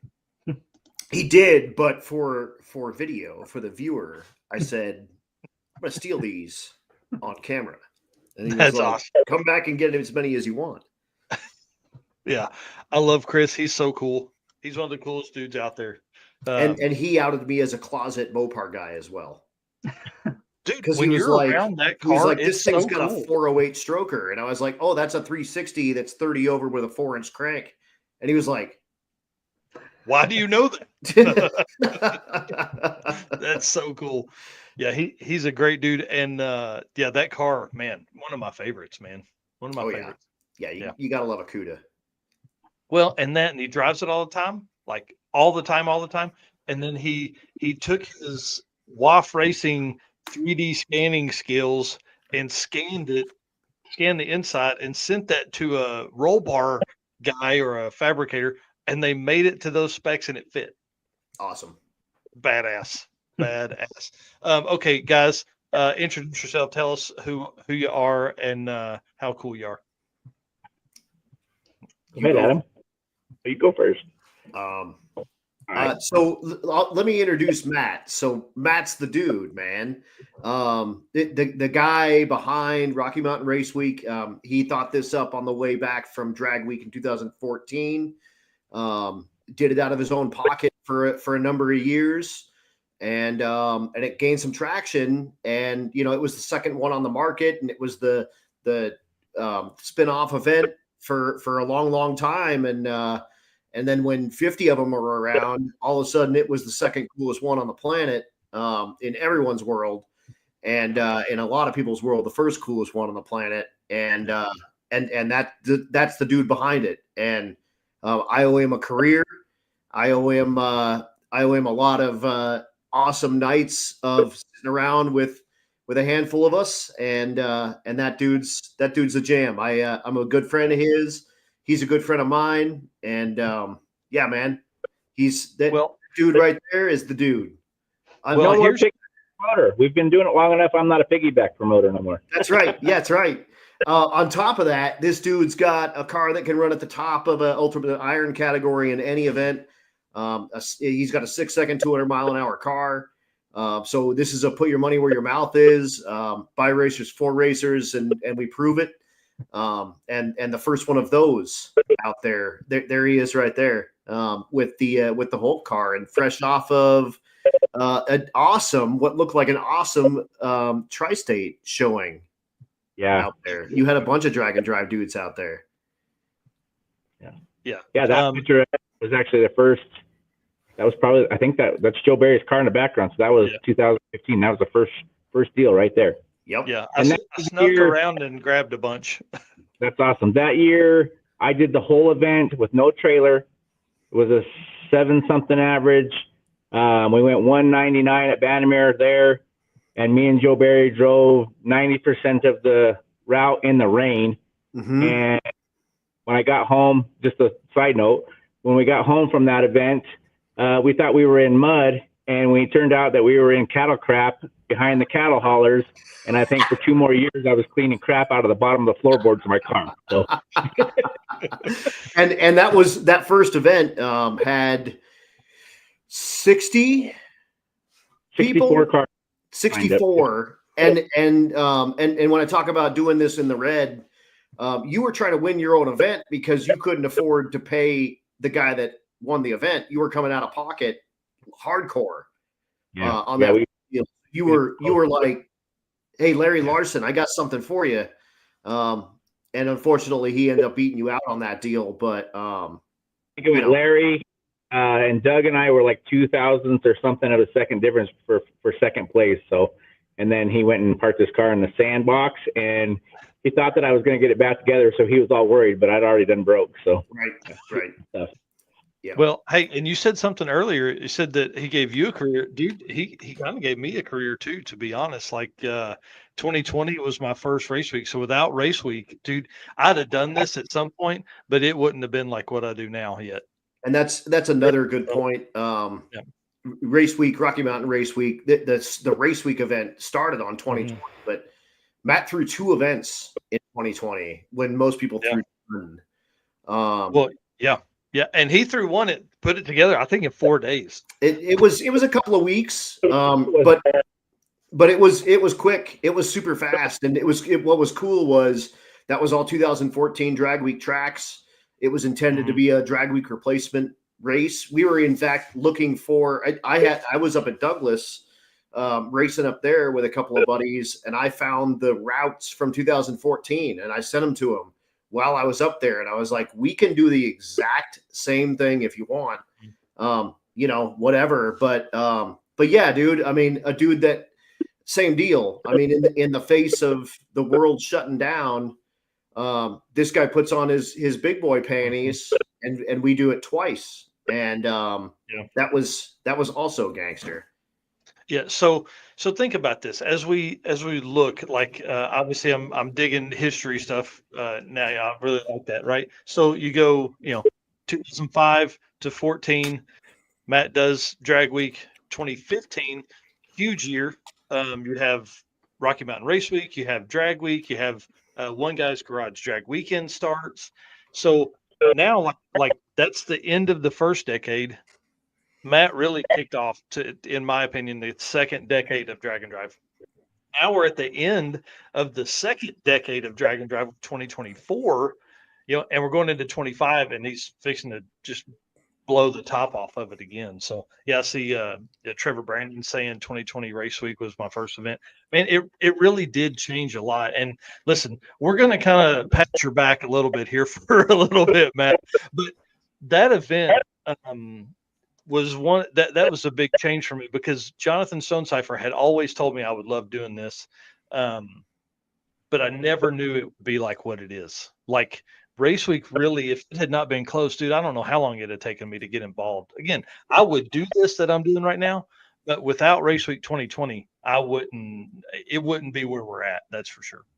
Well, and that was a crazy time. I mean, everybody was, not to say that we're like firefighters or whatever, but we're running towards the problem instead of running away from it. And I couldn't see it. I mean, I'd seen everybody was so scared of their own shadow and running from everything, and everything like, man, we can't live in the freaking house. Like, we got to do something. And it was just so crazy, because for us that did that, nothing was different for us, and we had a little bit of kind of stuff that we had to deal with, but the tracks were super cool. They're like, let's do this. And when we put it together, it was probably one of, like, I don't know, it was so cool to put something together and for us to go do what we did, and everybody else is freaking out. We're out here doing what we normally do, just living our lives. And that's truly how I felt about it. Like, I knew that, sometimes you just feel things, and something was wrong with what was going on with that deal, and us being out there and actually be able to do this. And, at the time I think we were still a sour taste in a lot of the drag weekers or drag hot rodders' mouths, so I don't think they wanted to kind of accept it. Some of them did, and they've been with us ever since, but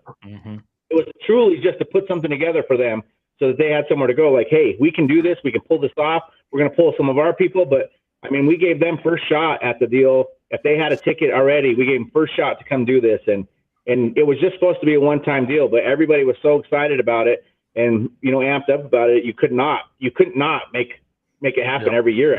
So.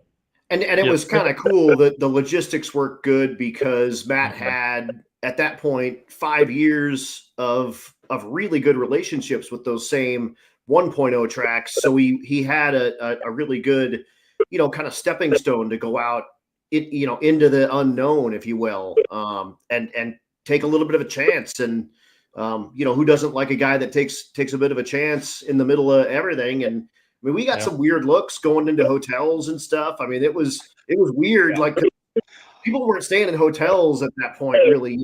And it, whatever, dude, we were just walking in, and everyone had their stupid t-shirt masks on, and we were wearing the big old FU on the back of it. Yep. But the spectators came out. It was like people needed something to do, and it was gangster. It was super cool. And even Kyle afterward was like, dude, if anyone got sick, let us know. We're gonna, we want to make sure our people are cool, because we're all, we're all living too. We don't want to pass around a thing or whatever, but it worked out great, man. It was super cool.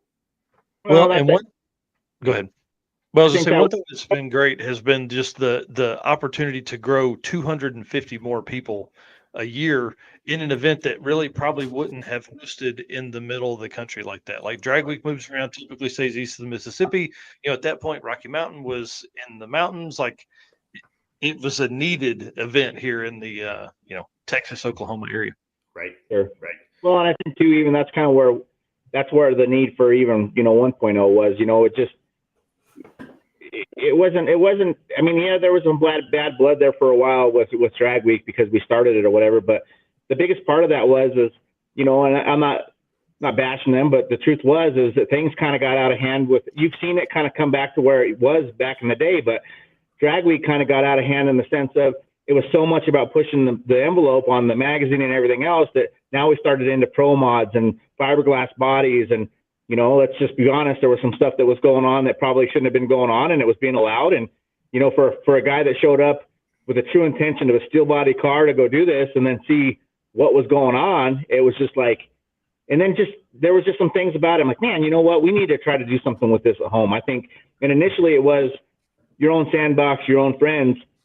And then it turned into the family side of it. Like that's where it molded, and that's where it became, put as much time and energy into it as you can and try to mold this into a deal where, it's something that people can do with their kids and, sightseeing, the vacation side of that kind of came into play. Yet you still had some of the, for a lot of years, we had some of the baddest cars in the country coming to play with us and lay down those numbers. And, it was exciting times. At the same time, it was rough. It was hard to do. It was, I don't think we probably didn't sell out till our third year. And, I think probably till the fourth or fifth year did I start breaking even and actually be able to make it to where I felt comfortable with it.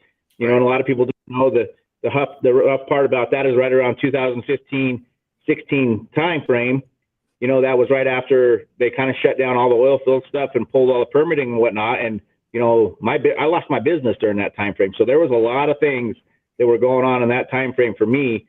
And for us to hold this together, I had a lot of people in my ear telling me, keep doing it. It's going to turn into something great. But there was a lot of things that were against us. We could have gave it up very easily because of so much was going on in our lives. But, it's been a hell of a ride with the many people that we've, seen grow, as many people that we have as far as, I can't say that everybody's your best friend, but a lot of people in this country, the country, the world, because of this. And that goes for us too. Like, I don't know everybody's name, but I don't forget a face. And it's just crazy that, every year it blows my mind. And that's kind of where for us every year, you kind of like, man, it's a lot of work. Should we keep doing it? But when you spend that time with those people for a week, which seems like a month, it just rejuvenates yourself as far as, mankind and the human nature of people. So. Yep. One name that always sticks out to me is the Wendy and Lewis Martin and their son, Austin. Real one. Austin was a kid. A kid when he started doing all that stuff. And now, he's an adult. It's that's the best part of this, I think. And especially from the beginning is watching families grow. Dude, Cole Reynolds was like 13 on the first race week. First Rocky Mountain race week when he was riding with Daphne in the wagon. Dude, he was just a little twig, nothing, little quiet, whatever. And, watching him grow up and he's getting ready to have his own kid now.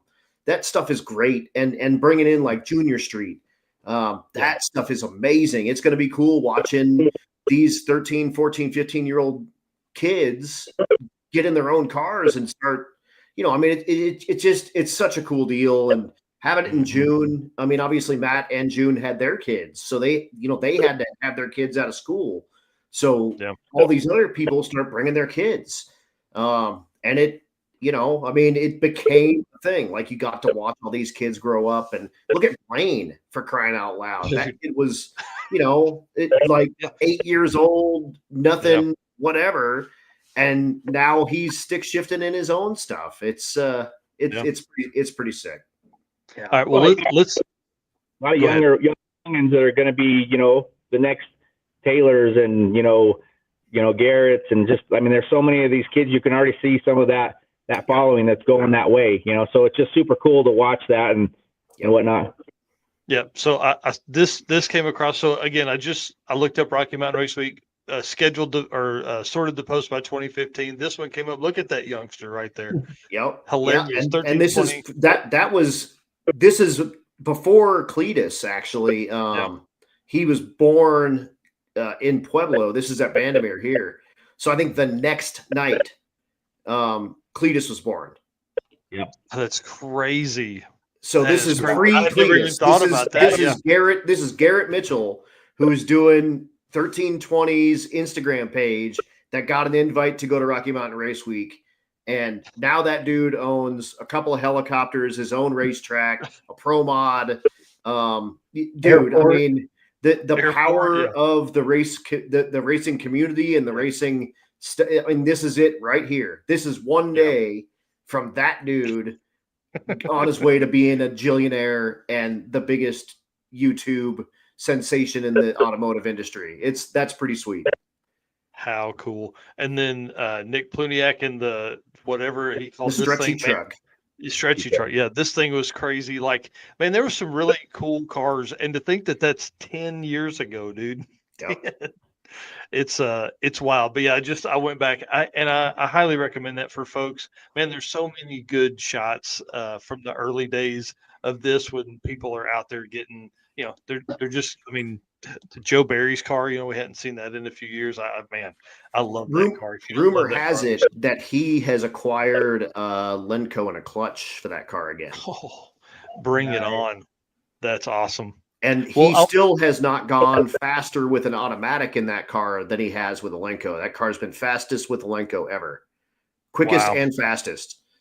Oh, look, there's rain in that picture. It's like it rained the whole entire time. It rained the whole freaking time. It rained like hell. Oh, man. Yeah. That's so fun. And then I caught this. Like, what a cool shirt, man. And the remake of that shirt is out right now. Yep. You can buy that on the Rocky Mountain Race Week website right now. How cool. And, one thing, like, look at the number of sponsors on there now. And I wish I'd pulled a shirt from the last 2 years or something. But, there's 3 times the sponsors that are on there. Well, and look at the sponsors that are on there now. Look at the size of sponsors. There's, I can, 1320 is a national sponsor. That might be it. These are all local. Oh, Innovators West.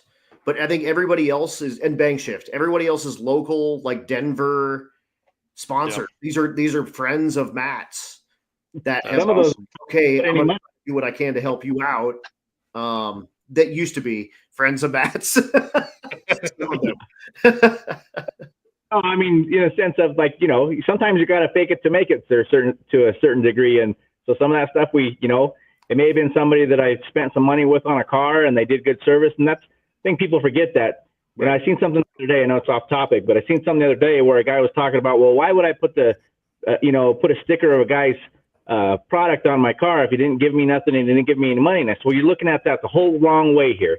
If they gave you good service and they give you a good part, why don't you start with putting the sticker on your car first? And then they might notice you and actually put money into it because now you've done them a service. Like, people get kind of confused on how that's supposed to work, and it floors me. But that's a lot of what we've done over the years.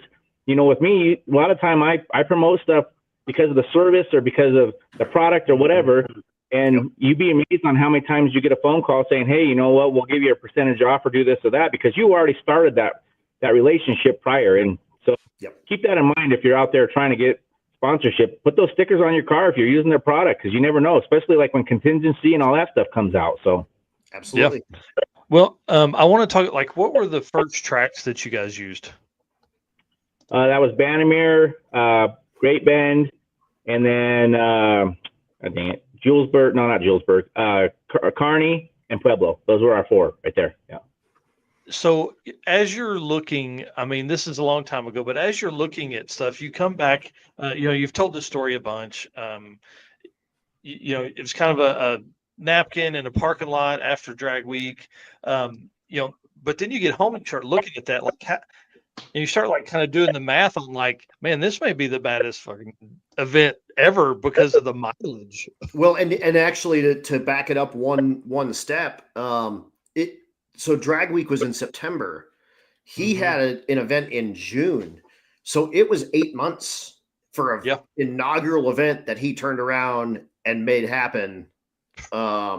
That's pretty spectacular in anyone's book. So kudos on that as well, dude. It was just a lot of, we were in the garage. It was me, it started, like I said, at the we were sitting in a diner and Darce was there and I think Brandon was there and Zach and, a bunch of those guys. And we kind of just talked about it, and so on the way home, I'm starting to think, so I'm on the way home from drag week and I'm already picking up the phone, calling people like Larry and Larson and some of those guys. I'm like, hey, if I put something together, you guys want to come? And it was so cool how many of those guys were willing to support something different. I think they were kind of in the spot where they needed something fresh at the time too. And so we came home and it was me and Brent and Zach sitting in June's garage. We weren't even at my house. I was working on my car in her garage because we were building a house here or whatnot. But we just got a notepad and started writing down classes. And it was kind of like, Zach was like, we need to do some radio classes. So that was kind of how the radio side of that went. And we started out with the day stuff. You know, that was where we're like, we'll do it with the day and kind of figure it out. And I started calling people that I knew and said, hey, you know, you guys want to put some money towards this? We're thinking that this, I didn't know where it was going to go. Hell, I didn't even know who was going to make it off the ground after the first one. But it was a challenge to me to try to do it. And it was really crazy. And then, you know, after the first year or so, we kind of realized, hey, I don't remember when we actually started the drive days, but it was like, hey, this is such a long drive. I mean, I had a guy come in. I don't remember exactly who it was, but we're at the hotel. I'm like, well, how did it go? And he was pretty upset. He's like, I don't treat rental cars as bad as we put this thing through right now, you know? And I started laughing. And so it kind of was the thought process of, let's start doing drive days. And that part really changed things. And then as that kind of evolved, then the night stuff started coming into play, because I started looking at it as, hey, people are going to get off of work. The other part of it is I know doing day stuff, like you can be tired driving, but you're not going to be tired when you get to the racetrack to race. Yeah, so right. That dynamics, plus on top of that, the other part of that is during the whole entire day, people are open. When you're driving at night, if you left and you're driving at night like we normally would have done, if you break down at midnight and you know that you got to get something from the parts store, you got to wait till 7 or 8 o'clock for that parts store to open. Now you can roll into any place.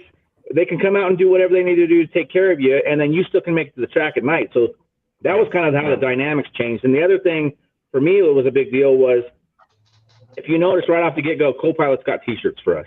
Right. There was something for me that when you only got, the driver only got a shirt, and the guy that's over here basically busting his ass to, you know, make sure this car's running, keep you awake and do whatever, he don't get nothing. So that was my first thing, was like, hey, we got to make this so that guy, it may not have meant a whole lot to a lot of people, but for me, their first shirts were co-pilot and co-pilot. That's exactly how we printed them out, as of who's for what, you know. And so there was just a lot of that thought process of what's going to make this unique in its own way. I mean, there's a lot of the stuff that, you know, you spin off of what Drag Week was doing, but there were so many things with our rules and our classes and the radio class. I mean, look what the radio class has done up to this point since it started. It's freaking amazing.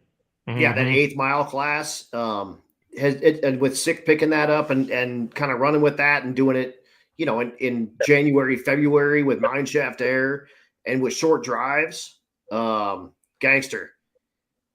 Oh, that's for sure. I actually cornered Zach at PRI, and I was like, how cool is it that you're like this event that you were like, we should do a little 8th mile small tire radial class. Like, how cool is it that class has become what it's become? And he's like, it's amazing to kind of have my fingerprints all over a bunch of that stuff. That's a pretty cool deal for him to hang his hat on. That, you know, it's always been quarter mile, always. And, you know, wait, let's do 8th mile, but let's put a little bitty tire. And he, like, Zach wanted to do hard tire. Like, that's his move. That dude's a hard tire dude. And he's been quick on a hard tire before too. Yep. Like, don't get it twisted.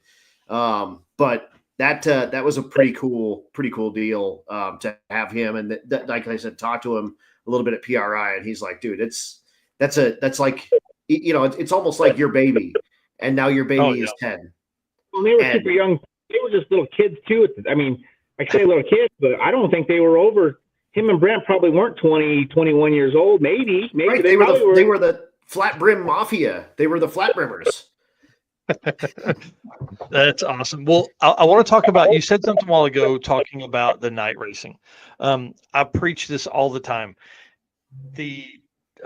You driving to the track to race keeps your adrenaline and motivation up.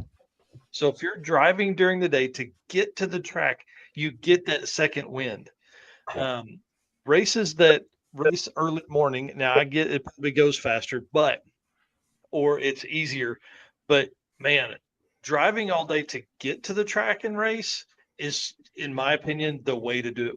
One, it brings more spectators out, but then two, man, you just keep your people elevated. Like, there's so much adrenaline that's spent at a track trying to get that best pass, and then you get on the road and it's hot and it's tiring and you're already wiped out. So I mean, that's part of the struggle too. I get it, but that driving to get to the track and race at night, oh man, and it's the opposite. It only gets better.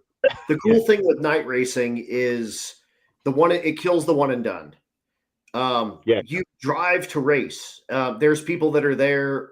I mean, yelling and bitching and moaning and whining about not getting more passes. We've given them. I think guys have had 5 and 6 passes with sellouts.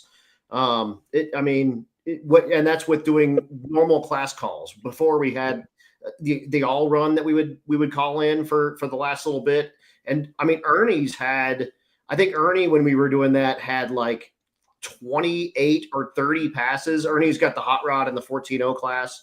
And that dude is a bracket racer extraordinaire. P.S. Don't let him fool you. But he made like 30 passes at Great Bend in a night with that car, round robin in that car. But even just like I said, calling class calls, we will have the lanes 100% packed at that last call, and that is what makes it different. It's driving to race, not racing to drive. Yeah, I agree with that completely. And just the whole atmosphere at the starting line, because they know that they've got that night. Most of the time you go to the hotel that evening, right? So some guys get worried and they leave, but they're going to go to the hotel. They're not rushing to get out of there. They're staying to see what's going on, and they're waiting. And you know that you better get that first pass in the morning, right when you get there with the heat, to get one laid down, because some guys not done that before and they've screwed themselves. But get that first one. It's going to be a crappy pass probably, but you got that one ticket, and then you're waiting for it to cool. And once it starts getting cooler, then they start coming out, and this guy's sitting here waiting for that guy to see what he's going to do, and it just kind of snowballs into everybody is still there collectively at the track at the end of the night. If you ain't done it, you don't understand how exciting that is. Right. The people that have been there to do it, and people get it all twisted too. They're like, well, it doesn't make no sense. If I actually had a guy told me there ain't no way this is going to work with you doing this at night. Absolutely told me. He's like, you're an idiot. There's no way this night racing's going to work. It's the stupidest thing you ever, and he's one of my haters that's always on there all the time, which is fine. I smile every time I think about that it worked. Exactly. Yeah. While you're standing there at midnight and there's still 200 racers at the racetrack. Yeah. But it works really well. And if you think about the thought process of, the shops being open and people, I think, get mixed in their head that it's going to be less drive time for them if they do it this way. It's not. It's no different. You're just changing the hours of what you're doing. That's all. And you can leave early and drive in the cool as well. Yeah. That's what Steven does. He loves to drive, and he'll drive all night long. Sleep for 5-6 hours before the track even opens up. Yep. Sure. Yeah. I mean, there's a and bunch on top of that, you you get so many spectators. Way more spectators. There was a Tuesday night, I remember, at Bandamere. I want to say it was 19 or something like that. And there was a picture of us in the middle of the night. It was maybe 21. It was after COVID. But those stands were packed and the parking lot was packed, and it was like a Tuesday night, and it was streetcar stuff. That was pretty sweet. Typically Wednesday night is their test and tune night, and it is barren. There's racers there, but there's no one there watching. It was a whole different thing that night. That's when I kind of realized, like, there's something going on here. This is just more than us hanging out with our buddies. Like, this is this is sweet. This is sweet. Yeah. Trevor Brandon, night racing is so cool. Fireballs. His car shoots some amazing fireballs, and then people take cover at the starting line when he takes off. Well, another thing that I think that was, innovative in our, and I don't ever want to take credit for something, but I think we allowed people to come and film their stuff and take pictures and be social media. I think that's where we changed that market, where it wasn't just the magazine was the only one that could come in and do this. We allowed everybody to come to do their YouTube, do everything that they did. And so instead of it just being a couple guys know about this whole deal, all of a sudden overnight, I mean, obviously Garrett helped with that, 1320, all those guys helped with it, but the way that it blew up to where now all the masses all over are starting to understand what it's about, where before it was kind of almost like a private club before. And it was fully a private club. Once you started allowing these guys, and they're like, well, why are you not doing all this stuff? And, maybe I missed the boat by us not doing our own recordings and doing all that stuff. That's not me. I wanted everybody to be able to do their own thing. And if you worked, if you made money off it or do whatever, all I looked at it was that was better for us too, because it brought those people into us. And it was a huge, in my opinion, that was a huge movement of how everything started to change, at least in the automotive world of, influencers and all that kind of thing. Yeah. Man, that's awesome. Well, one last question here. So, Eric, go ahead. And then we'll start out with my question. I was just going to say, we got to take a pause here and do an ad read, and then we'll get back to some of the questions here. All right. Performabuilt is the official transmission builder of Drag Drive Repeat. At Performabuilt Transmissions, the goal is to engineer and build the toughest transmissions on the planet.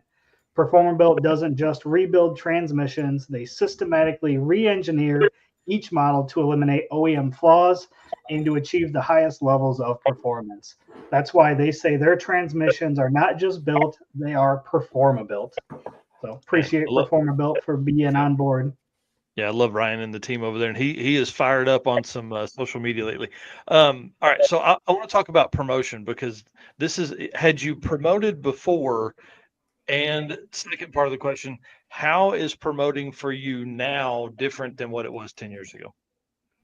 I don't think I did. I did help put some stuff on over the years. I did a car show. I helped when we had a big flood deal here and helped put a car show on to raise money and stuff like that.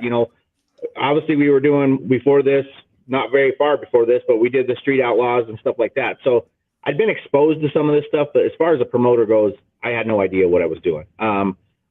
I don't know, for me, I guess that doesn't change much. I'm just me, I still make mistakes. But I am who I am. Like if you accept who we are, you accept that I'm passionate about what I do. You might get yelled at once in a while if you're doing something wrong or whatever, but I've always been there for our racers, and that's how I sell myself. I'm still not a promoter. I'm just a guy that works on hot rods. I'm a truck driver, and I facilitate a race for everybody else to come have fun at, because it's your race. I'm just the one facilitating it. It's everybody else's as far as I'm concerned.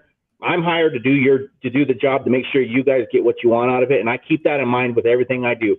I keep that in mind with, I want to know if something's bad. I want to know if, we've made changes over the years because of complaints and stuff like that, where, people felt like we were being biased and whatnot. That never was the case. It just gets overwhelming as a single person. So that's why we brought Ron in and some of those other guys. Like, that guy's right there. He's the one that you're going to talk to. He's the one that's going to send you back out of the lanes. And it takes me out of that picture of, well, so-and-so, so you're like, well, that's not how it was. It was busier. So I think the structure of how we've done things is a little bit better as I've gone. But you know what? I still look at it as I'm just a guy, and I'm learning every day just like everybody else is. And it really seemed from day one, the other guys, the Drag Week guys, wanted magazine content. So they almost wanted you to not fail, but almost fail. They wanted you to thrash, and they wanted stories for the magazine. Right.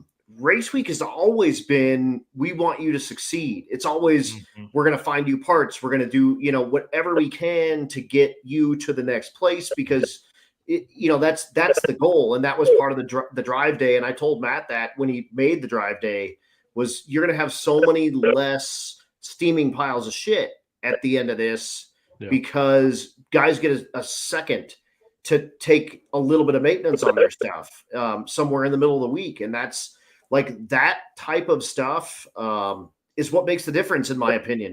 That's where the family aspect comes in, because Matt, from the beginning of this thing, has walked to every single competitor's pit and has checked on them and make sure, maybe not every day, but every other day, he's going to be cruising by there. And, every day he's through the pits, but he may not be at your pit every day. Yeah. But, every other day you're going to see him cruising around, and he's going to ask you if you need water, if you need parts, whatever. And that's all that has become kind of the thing. That question right there. Whatever. Yeah. What other event has a loaner car?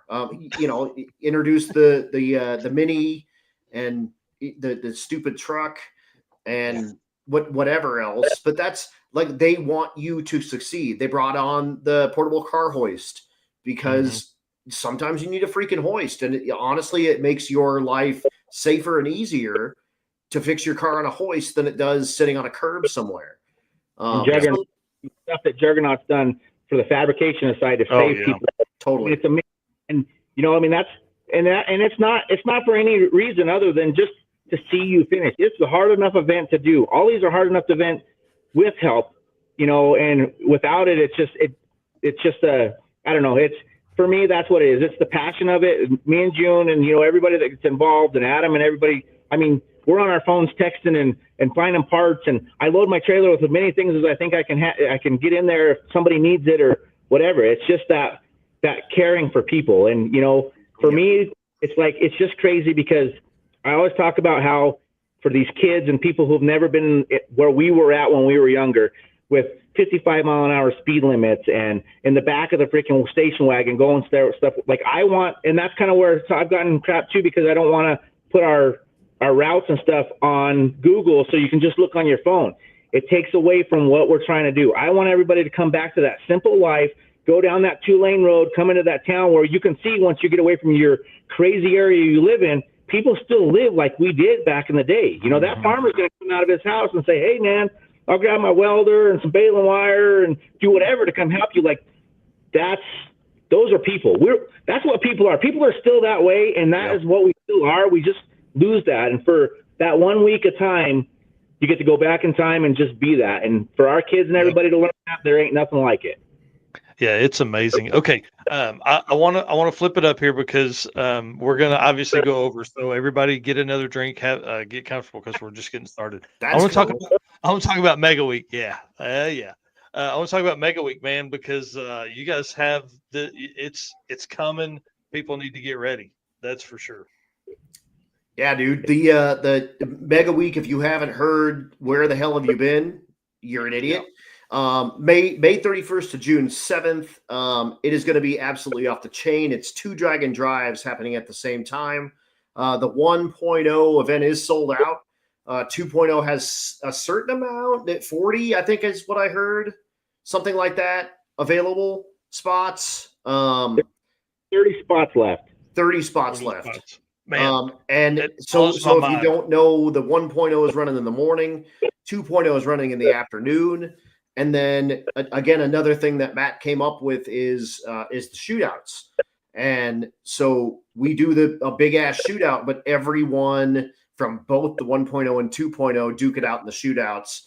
We double the shootout money. We double the shootout size for each of those classes. It's going to be off the freaking chain. Absolutely crazy. I'm announcing half. Chad Reynolds is announcing half. And it's going to be off. It's going to be nuts. Nothing has ever been thought of that's like this before. And it's going to be nuts. It's going to be one of the cool.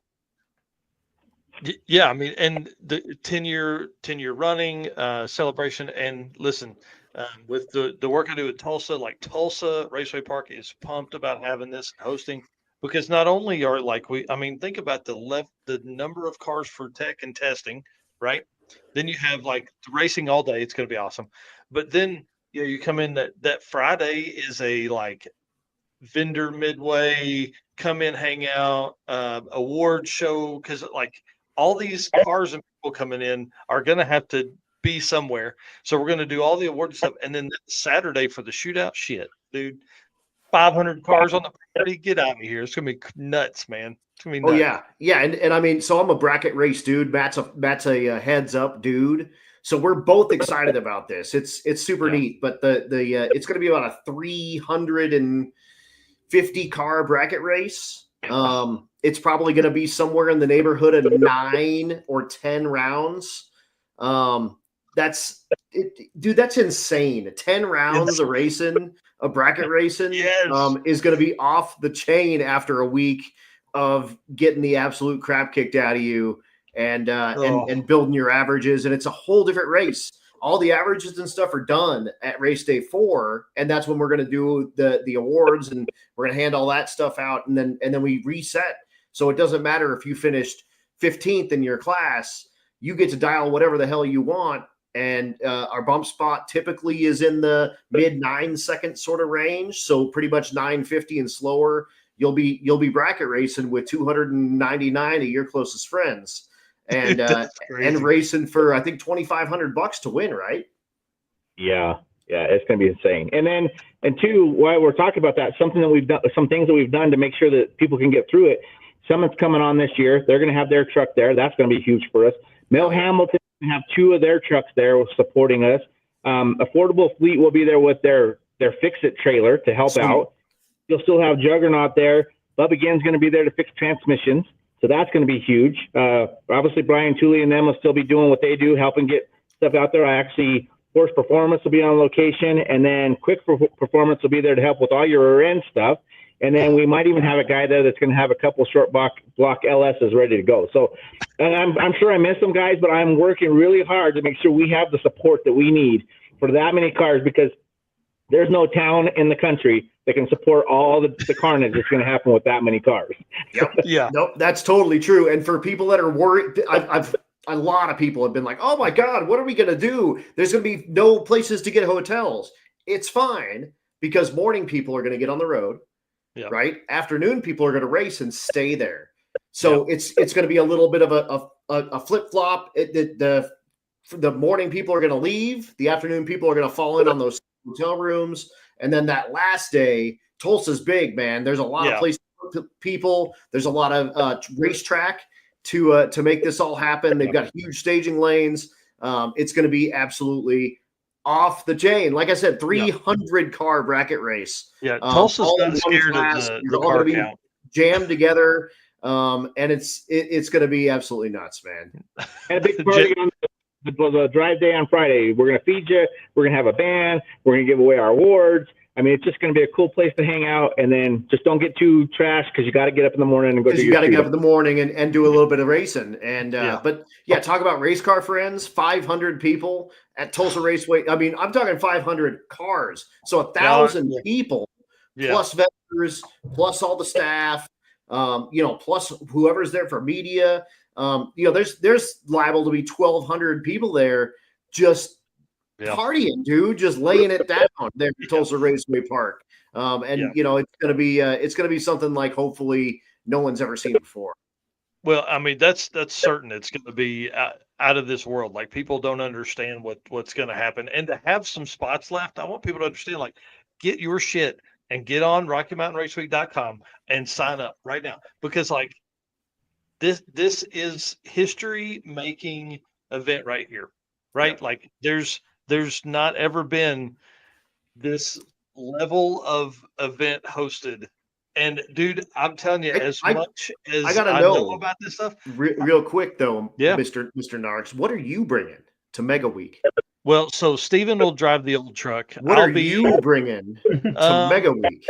So Eric and I will probably be in a sweet rental minivan. I think that's crap. Both you guys need to bring something. Oh, hey, you know what? I'll bring the cart. Bring the cart. Cart. Yeah, but make Eric ride in the cart and put that junk in the 12.0 class with some nitrous on it. I'll put that in like the 17.0 class. Whatever.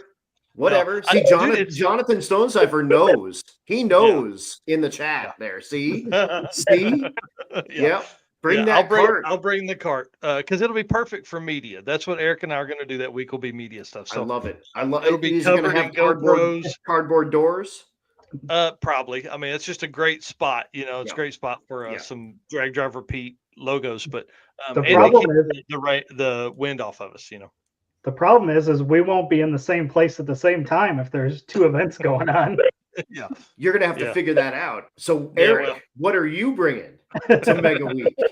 Hey, he could bring his convertible 240, and we could put GoPros all over the roll bars of it. Yep, and so you'll have a Drag Driver Pete truck, and you'll have is it 615 LSX swipes? 815 LSX swaps car. So you guys will know. You'll know. Yeah, I'm in. Okay, perfect. It's settled. Maybe we'll give the card away at the end. And Pat Cook was actually asking, are we going to do some more Grom racing? And you bet your ass, Pat. Yeah. I owe him an ass whooping because he killed me on his Hayabusa. But yes, Pat, and we're going to get Matt on the Grom this year. Yeah. He's good at scooter tricks. I'll tell you that much. Nice. Yeah, hardcore camping. That's definitely. I may put a rooftop tent on the cart and just do that. I don't know, John. Actually, have you talked to Chad? Have we figured that out yet? No, not really. I'd like to see you guys swap it up somewhere along the way. I don't know how that's going to work with your racing deal, but for me, like, I almost think you could pull it off because, like, if you think about it, we're normally there all day long anyway. So what I was thinking was I'll be there in the morning. I probably won't leave out of the track until 7 o'clock in the evening to go on to the next one. So you guys might be able to work something out to where you guys can cross at some point. That's what I was thinking, kind of do a morning handoff. Here's kind of what we saw. And then, like, what are you seeing out of your side? Because it will be hard for us to watch the other half to know what's going on. Or the other thing might be is there's a couple hours that you guys are together, right? So maybe there's a couple hours where he comes in and whoever's the day guy comes in and hangs out with the night guy, recaps, does a little bit of stuff, then he goes on his way. So that way you guys get a little bit of everything. Yeah. Totally. I think that makes a lot of sense. Please give us Adam and Chad at the same time. Yeah. Oh yeah, no, that's for sure going to happen for sure. And we'll see if we can mix it up, because I know a lot of people are used to me announcing their stuff, and Chad, Chad got his start. If you haven't watched my That's Cool Drink episode with him, shameless plug on my podcast, he got his start in motorsports full time at Drag Week 2005. Kyle Loftus with 1320 Video got his start full time in motorsports at Drag Week 2005. He was there selling DVDs of street racing at Drag Week, and also videotaping Drag Week to sell DVDs of Drag Week, because this is pre YouTube, Facebook, that kind of stuff. He was selling DVDs to try to get rich. So both those dudes really got their start in this stuff at Drag Week 2005, which is super cool to have that dude announcing at this event. Like, it's going to be a pretty sweet deal.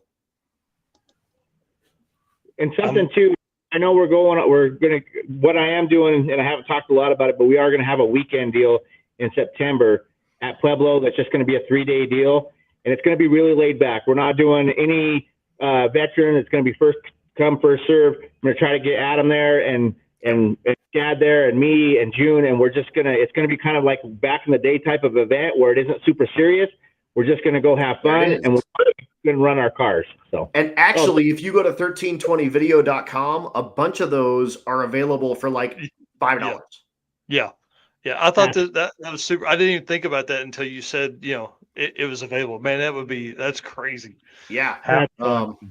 For the folks I'm showing an eBay picture. The plan is that I will have the Malibu at race weekend in Pueblo in September. So I don't think that we're going to have Chad, unfortunately, because that's the same weekend as LS Fest. Does it actually fall right on it? I thought he said that it was. I talked to him, and I thought he said it was off by a week. It's you're going to do the first weekend? It's the. God, I don't remember what it is. I think it's the second weekend, but I don't remember. Okay, it might miss it. We'll have to talk about it. I don't remember. I think it's the 5th through 7th is what I have on my calendar. Yeah, and that's when LS Fest is. Yeah, and the only reason I know that is because a Midwest Drag Race Series race is on top of that, which is stupid. Well, it's funny. It's Funny Car Nationals at in Martin, Michigan. So it's kind of cool. Hell yeah! It's cool about looking back at those videos that you showed to Kyle's. That's kind of the same thing with what's going on with the fastest street car shootout deal, is bringing all that old school cars back. They actually are a sponsor for Race Week this year. They're doing the unlimited class. We kind of worked out some sponsor changes around there. And that's, it's way off topic, but if you can get to something like to go to that event, it's just like what we're talking about. It's that kind of old school, go back in time type deal. Super cool. You can't beat it. Yeah, dude. And that's going to be in Illinois this year, Cordova. Yep. It's going to be multiple days. They're going to have a drag and drive class, and Race Week's been a sponsor there. And dude, I get to share the booth with the venerable Al Tucci at that race, which super is cool, dude, absolutely insane. The coolest thing is blowing Al Tucci's mind with these drag and drive cars. Bryant Goldstone was out there, and he was like, "That dude drives that on the street." And I was like, just like that too, like on the slicks and it's wild watching him drive that thing. And he's like, are you kidding me? He got to meet Blaine. He thought Blaine was the coolest kid on the planet, stick shifting that 55 wagon.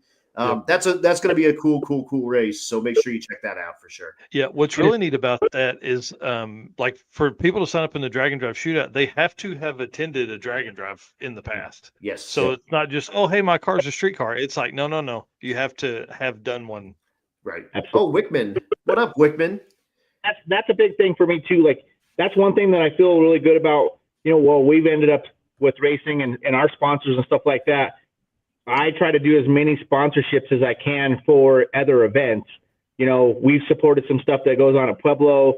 We've helped out a lot of these other, events, kind of cross that because I feel like, it's very important to help support your other racing communities, whether it's right in our backyard or not, just because we have to have it. We got to keep it alive, and anything we can do to help with that, that's awesome for us. Well, and on that same note there, I mean, like you guys are sponsor of the 11.0 and 12.0 index that's new for 2025 for the circuit. And dude, and yeah, you can win that. You get a spot. Like you can win an entry to Mega Week on the circuit. Let's go, man! So cool, so cool. There's so many people that cross over that I think it really, we're going to see the circuit become like a get ready for Rocky Mountain event, right? Right. Is that Jack Crawford with the LTD? Yep. With the yacht? Okay. Yep. Hell yeah. Did you ever watch Uncle Buck, Jack? Because I called his car Uncle Buck all week long, and he was like, I don't even know what you're talking about, dude. So hopefully he watched Uncle Buck, so he has a little bit of background. If not, watch that crap before at least Mega Week, but hopefully before the circuit. I want to eventually. We want to try to get down there to do yours. I just have a really hard time getting any other events. It's hard for me in that sense, just because I take 2 weeks of my time, and I'm self-employed, so it's not like you don't get paid for your time off. You can't double dip or nothing. Yeah, they get kind of pissy with you when you take too much time off, and then they want to give your contracts away and stuff like that. So that's where, unfortunately for me, that's the only downfall of all this is it really puts a damper on my own race program. I kind of would like to get back out there and be remembered as somebody that's laying some numbers down with this car, and it's hard because we're learning right as we get to these events. We don't have a lot of time to do a lot of things, but it's just part of how it is. It's definitely something that's on my bucket list to try to get down there and support you guys and actually, go do some other events. Yeah, totally. And one that does drag and drive for a charity and a charity for kids. That's right up our alley, dude.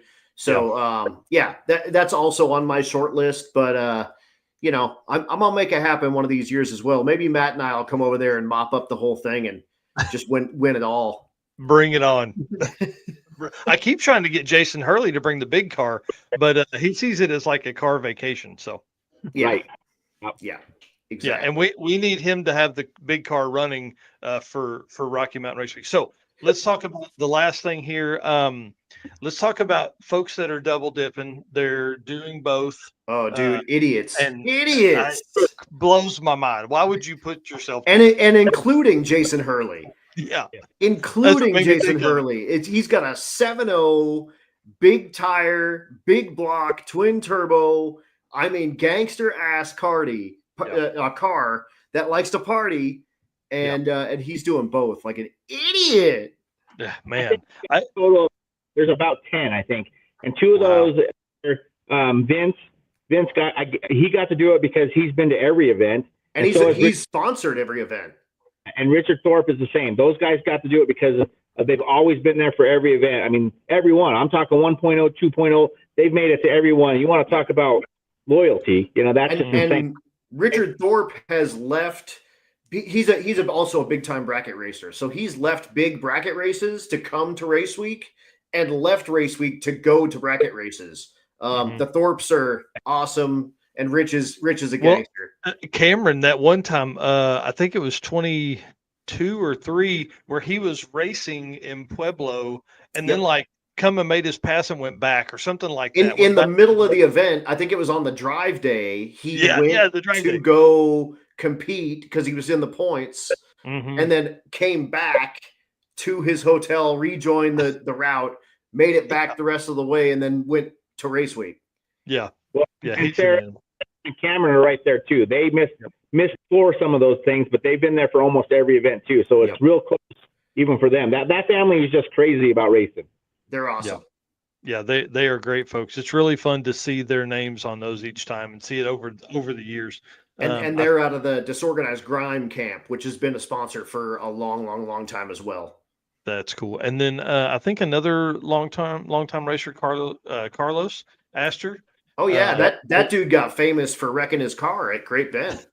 Well, he has struggled in the past to keep that car together. He breaks stuff, but that car is always ready to go at day one. He needs to ditch that naturally aspirated big block nonsense and go back to what he knows and put nitrous on a small block and do big wheelies and go 850s. There you go. We just need to do big wheelies. I love the wheelies that he does. Yeah, I mean, I love Carlos and I like him doing some different stuff, but while all the rest of his 301 homies stick to their roots and do it, he's unfortunately beating the crap out of his stuff and banging his head on the wall. So it's time. Yeah. Hang on. Let's go back to the Martin Ranger there. It said 600-mile drive route. I think this, by my math, is like 1250 or something. He's talking a single day. No, we're not going to have any of that junk, Martin. No way. You're in good shape. Close. Yeah, I was going to say it's 430 or something. I think 420, 430, but it ain't 600. 450. We're actually going to do a deal with Mel Hamilton to stop at their place. Sweet. Some of the route stuff we're going to have. They're going to do a big burnout deal, and I don't know what all. We've been talking about it, so we'll get. But it's basically to do that whole entire deal. It's like 450 miles, so it's going to be a jog. You're going to earn it. Yeah, and that's Oklahoma City to Flying H, which I'm pumped that we're going to Flying H. For the folks that haven't been there, it's one of it may be the second or third nicest track I've ever been to. It's so nice. Can't wait. Yeah, it's a great John Gilman's 400 feels like 600 though. Yeah.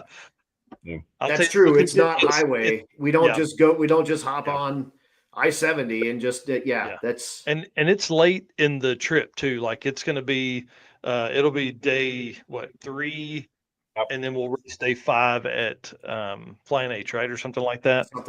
Yep. Yeah, somewhere in there. Who knows? And I saw the All Bob race team is going to be on the Ironman deal. Bob is the dude that was putting bearings in his car at like a 7-Eleven. Right. On race week in 16, I think. Wow. Pretty Bob, sweet.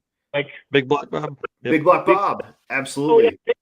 Bob had to put a motor in his car at a diner. Yeah, it was a diner. That's right, a diner. 2 or whatever. They're out there. It was him and the Phelps and a whole bunch of other people out there, and they borrowed a cherry picker from across the street, and they dug a motor out of some place in Colorado Springs and brought it in, and right there in the diner parking lot. That was like that was when I knew we had made it, because I was thinking these guys are going to break their cars. They're going to go home. Nobody's going to thrash. And when we're all standing in the diner parking lot and he's got the freaking motor pulled out of his car, that was when I knew this is the real deal here. Hell yeah. That is so cool. Yeah, Tyler picked an easy one for my first Rocky Mountain Race Week. You sure did, bud. Yeah. It's going to be so much fun, man. I hope people understand. Listen, 30 spots left in the evening racing. I don't know why this is not already sold out. It's going to, I mean, we got time. It's going to sell out. But just get on, if you want to, get on the freaking list. When it does sell out and you think you might want to be on, get on the wait list. The 1.0 wait list is crazy long. So get on the 2.0 wait list to give yourself any chance to get on. Yeah, it's going to be nuts. Okay. What have I forgotten, Eric? We talked. To be honest, with all these comments, I haven't even been able to pay attention to our notes. So there's been a ton over here. I've been keeping a half an eye on them. Nice. And there's been a lot going on. Yeah. So I want to ask what your opinion is on how people will make the 2 event, the double up work. Like, do you think that they're going to wait and run later for the morning class and then kind of overlap and then leave? I don't think so. No? I think you'll see them bang out there first at 1 on the morning. They're going to hit it right off the get-go. Then they're going to go take a nap, and then they're going to they're almost going to have to wait It depends on what the strategy is. Are you going to try to win both of them? If you're going to try to win both of them, you're going to have to do it in the morning on the first one, and you're going to have to wait till the evening to leave to hit that best one. I mean, it's going to be a long, long process if that's what you think you're going to do. I think some people are going to just try to say, I did it. So they're going to hit it in the morning, and then they're going to wait till 3 o'clock in the afternoon when the staging lane's open. They're going to hit it, and then they're going to get on the road. But I would be willing to bet you that the majority of them are going to end up waiting until the last minute on the end of the day, and they're going to just going to have their co-pilot. They'll probably have their co-pilot tell them to go sleep because they're going to have to drive that car to the next track. But I bet you're going to see a lot of that. Interesting. And that's going to, I mean, when you think about that, we're closing at 10 p.m. So that final call is probably going to be 8:30, and they have to be at the next racetrack at 8 in the morning. Yeah. 7 in the morning. Oh. Yeah, so 7 in the morning. So wow. you guys are idiots. Jason Hurley says earliest for both of them, and he thinks he can still win both. Wow. That's because Jason's a gangster. One aborted run is going to set you back, and you're going to be there till 10 o'clock at night. It's going to happen. It may not happen every day, but it's going to happen. You're going to have to make that decision. Yep. Well, and I think that's one of the coolest things about drag and drive, right? Is like somebody can have the fastest car, but they may have only gotten Ed Inger's a great story talking about it a couple weeks ago. You know, they had 45 minutes of sleep one night. Yep. So you can have the fastest car, but dude, you may not be able to put it together. No. Well, and you've got to have a good co-pilot that isn't going to want to kill you. Yeah. Either, because like you said, you're going to have to figure out rest or working sleep cycles. Like this is like a deployment. This is like no shit Army. It's going to be a really, really cool thing to watch it happen. Yeah. Well, I can tell you it's tough. I know when we were in 2014, when me and Brent were running my car, we broke rockers every day. We broke a flex plate. And we thought we were doing great. We were going to Thunder Valley, and the freaking GPS was taking us out to the track, and nobody told us that the hotels were 60 miles back or whatever it is. So we get in there, and the freaking GPS locked, and we couldn't get out of there. It just kept taking us in circles. I can tell you that maybe that week, and we didn't make it all the way back. We ended up dropping a valve, but we probably only got maybe 4 hours of sleep the entire time. And I'm telling you what, you better have somebody that's with you, because it only takes one mistake of doing something. You didn't change a valve or turn a valve or change the tune-up or any of those kind of things, and it can cost you the whole week just because of something from the sleep deprivation. Mm-hmm. Yep. Yeah, and that's no joke. And it's a marathon, and then you add in maybe not leaving until 10 or 11 o'clock at night. Oh yeah. Man, that's crazy. Okay.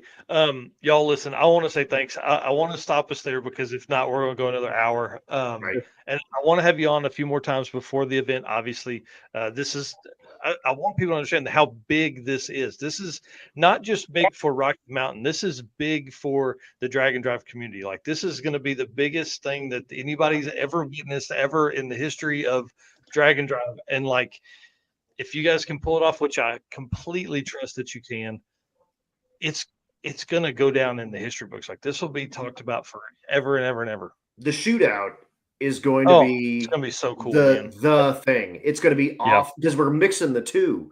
And the morning people may not really necessarily know what the afternoon people are doing, and how that's working. And they're going to be two different events. They're going to pay out different, but then we mix everybody at the end, and it's going to be nuts. It's going to be absolutely crazy. I'll leave it with this.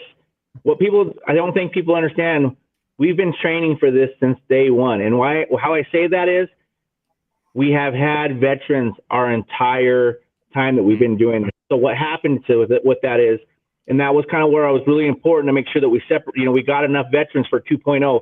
They already know the schedule. They already understand how we do things. They already understand pretty much our run order.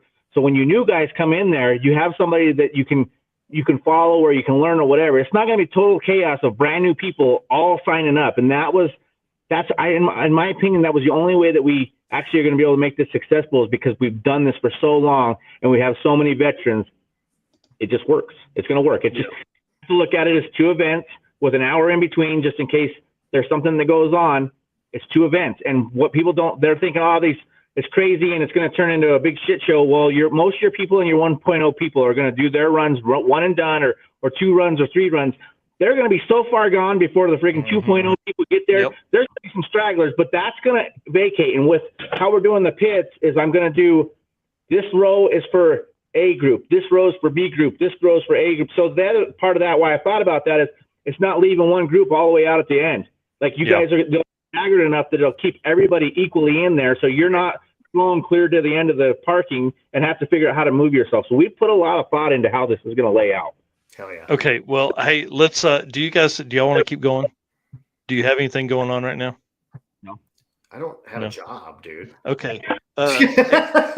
Well, listen. I do fly to Georgia tomorrow for the Spring Break Ford Nationals at South Georgia Motorsports Park. But I don't leave until 10:30. So let's go. Okay. Well, let's keep going. I know Eric had some. Before we even started, he was talking about he was helping his son with some homework and stuff. So I understand if you've got to bounce, we're going to stay on. Everybody in my house is asleep. Melissa texted me a minute ago saying she was going to bed. So let's talk about that because Cal Hayward is going to. He's debuting his new drag and drive car. That was the Pinky Drag Week car. It's going to be debuted down at South Georgia with you at Spring Break. So that car is going to be really interesting because it held the Super Street small block power adder record for a long, long time. Now it makes like 1,000 more horsepower and is a big block Ford now. So it'll be kind of a neat car. Hell yeah. Yeah. Cal Hayward Racing now on Facebook. But everybody that's been around drag and drive for a long time, he was kind of a big deal. Drove on his radials, no trailer. Went in deep into the sun, like 719 or 731 or something like that. He's got 1,000 more horsepower. Yeah. Okay. Yeah. Should be a lot of fun to watch. Yeah. It's a great car, beautiful car. We've been watching the build up of it. Dude, so let's talk about announcing for a minute because you obviously spend a ton of time behind the mic now. I told you way back when and all that went down with work, this was going to be a great thing for you. You're not rich yet, but you're paying your bills, right? Like you haven't had a W-2 job yet, and you're doing stuff. Yeah, I haven't done my taxes yet, so I don't know how that is going to play out necessarily.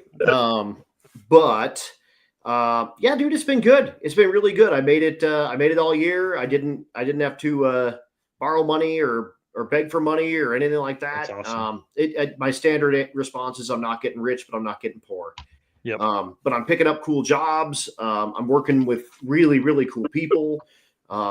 It's been super cool. It's been an awesome deal. Yeah, man. It's been really fun to see your enthusiasm just to keep cranking on it, and you didn't freak out. I'm sure you freaked out a little bit, but outwardly we didn't see any freak out. And man, I love it. I think it's awesome. Yeah, dude, it's been a hell of a good ride for sure. And I owe so many experiences this last year to that guy that just walked off there. I had no idea what in the hell I was getting myself into. I announced for a year, and I did the race week and Rocky Mountain Race Week deals because, Chad had guys sitting at home doing nothing. So he gave Matt a deal and said, let's live stream Race Week. What year did you start doing the announcement? Remember? 2020. Okay. Yep. That was when we got the live stream.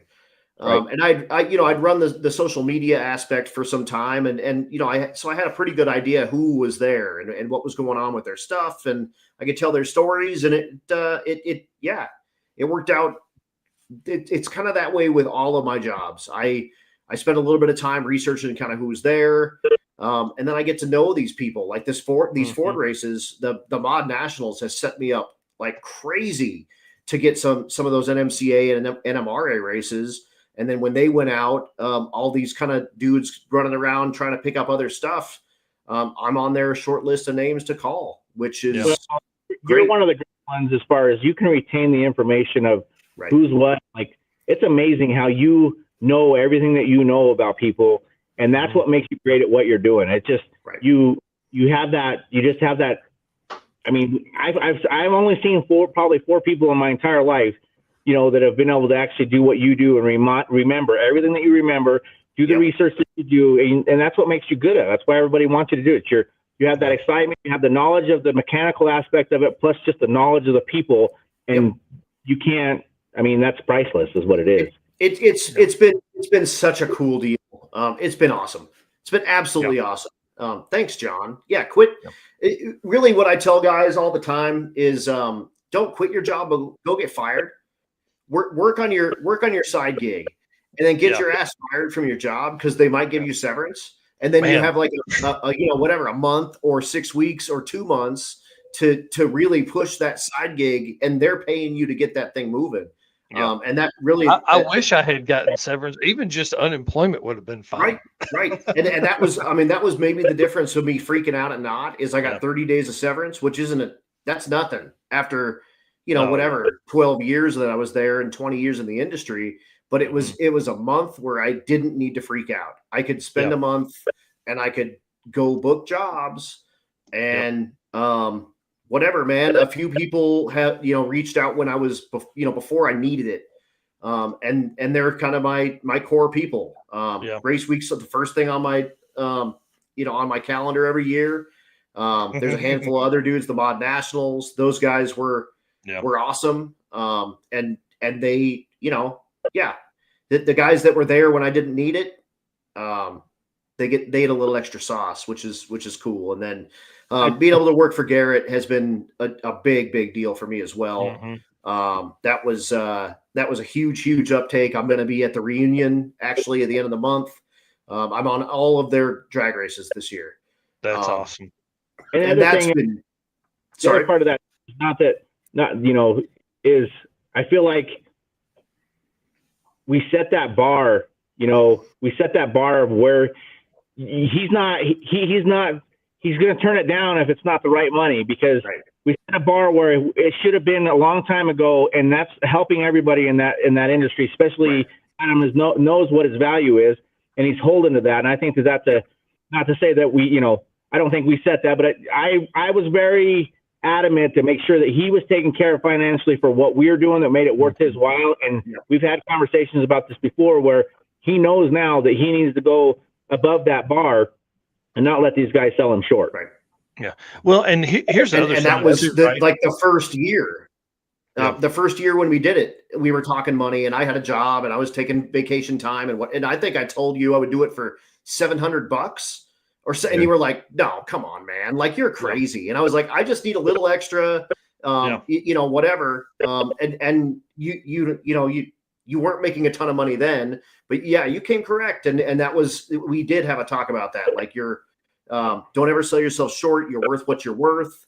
And I have had to turn some jobs down, and I've given some people some quotes, and they've left me on red. But I don't want to leave my house for pennies. And I think that like you said, like the whole entire announcing community needs to get better at that. And I've done a pretty good job of helping some other guys. Like, hey, I'm asking for this, this money, and that's. If you're doing it for less, you better be doing a hell of a shittier job than me. And that's the problem. The value of, it's just like the sponsorship deal of the value. Like, what value do you bring to the table, and what does that bring in? And that's priceless. You can't sell yourself short for that, because what they don't realize is when that happens, and you got to go back to work full time, and then you end up with a job where they tell you, "F you can't take that time off." All that does is going to hurt everybody. So. Yep. Well, and that was what it was for me. Like when I took the opportunity to announce at Heads Up Hustle, which was really cool. And when I started looking at that, like, you start figuring out the hours you're putting in ahead of time just to figure out who's there and make notes and get all that. Oh my God, dude. There's a ton of stuff that goes into announcing. It's work, man. It's work. And guys were doing it for pennies. And I had good talk. Really, I had good talks with the guys that do what we're doing. There's a handful that are good, that can travel, and basically you can almost name your price. But some of those guys were not, and I almost made like a little announcers guild, and I was like, all right, guys, this is what, like, I just opened the books and I was like, this is what I'm charging. Yeah. And if you're charging less than that, then you're screwing everything. Yeah. Everyone needs to be, it's not expensive if it's all the same price. Yeah.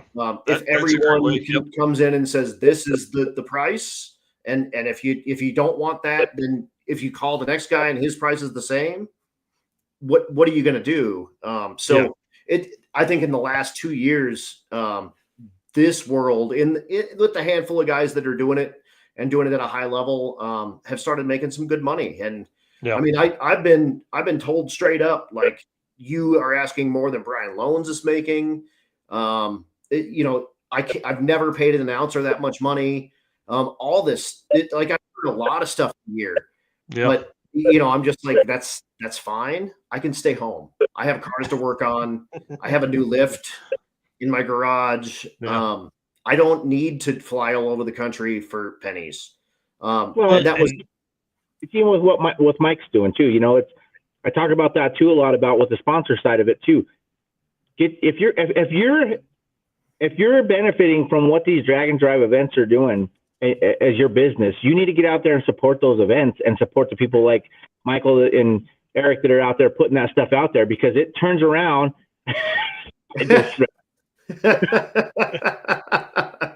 For the folks on the podcast, John Gilman said announcers are like escorts. Spend the extra money. That's awesome. So I hear, he says. Yeah. Anyways, back to the regular scheduled program. It all goes hand in hand, and everybody has to kind of support everybody, just like we talked about before. If you're benefited from it and you put it in there, it's going to come back to you twice fold most of the time.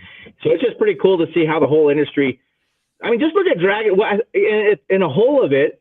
Look at what drag and drive is doing for the sport, just in general. Like, all the car parts that are getting sold and you can see it everywhere. NHRA's recognize what's going on. Everybody is starting to pay attention to what's going on. So if you call you guys call it a movement, but it is what it is. It's changed the dynamics of the automotive world. And I think truly, as far as bringing young people into this and getting involved in it, it's probably one of the things that's done a great job of actually bringing people into the industry. It has been for the past couple of years, and Michael nerd off on it for you. I'm sure he's got it all in front of him. But it's been in the last 3 years, the hottest growing thing in drag racing, without a doubt, bar none. Without a doubt, it was for a long time no prep. Once everyone crashed their no prep cars, then drag and drive it was the jam. And honestly, like they were talking, 2020 was the turning point. It was the linchpin. Being able to pull off 2 drag and drives when no one was racing and do them live stream. I wish we could look up the numbers that we had from those 2020 events, but there were at times like 5,000 and 6,000 people watching Race Week in 2020, and that's stellar, dude. Well, huge.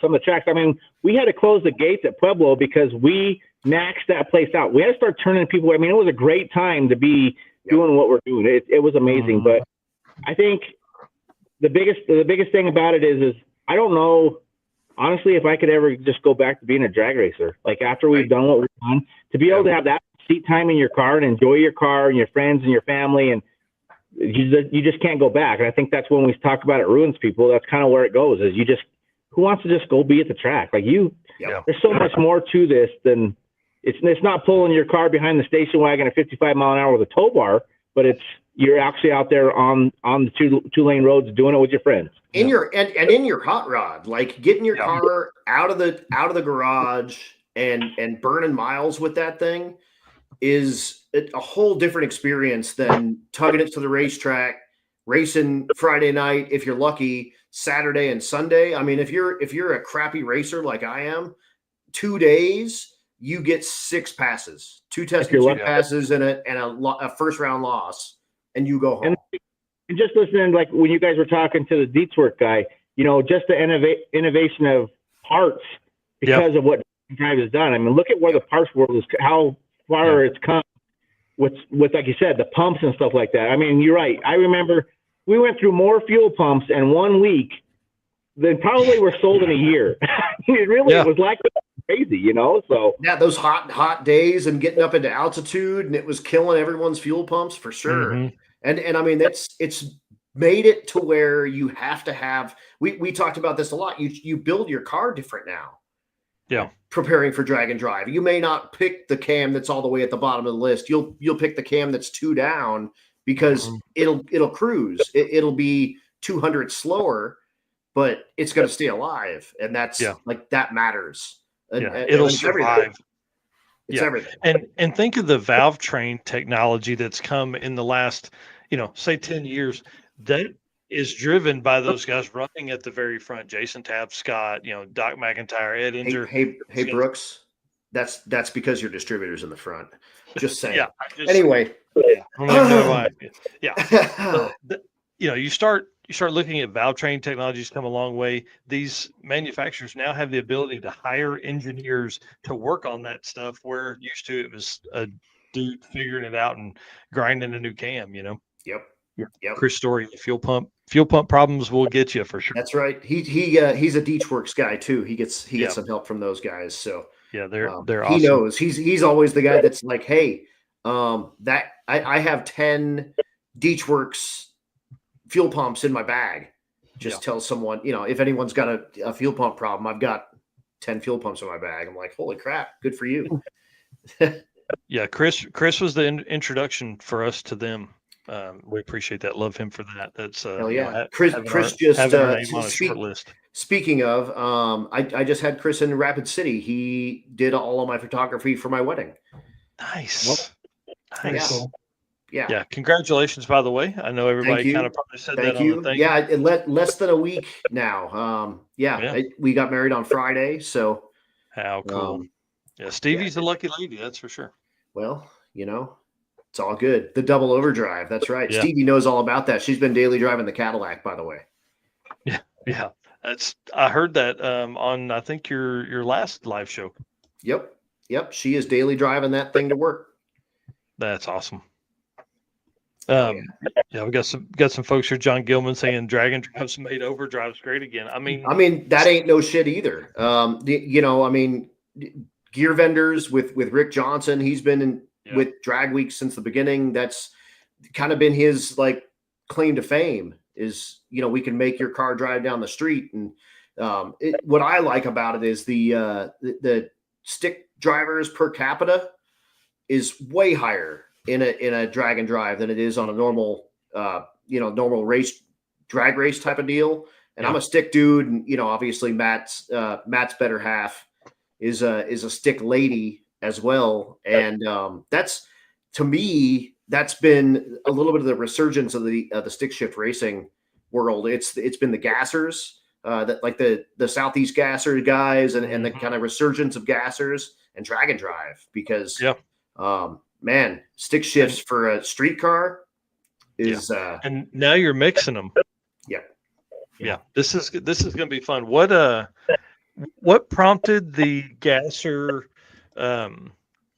just your love for gasser stuff, and then like this being the biggest event? Like, is that kind of what kicked off the gasser class changes and the love for that for this year?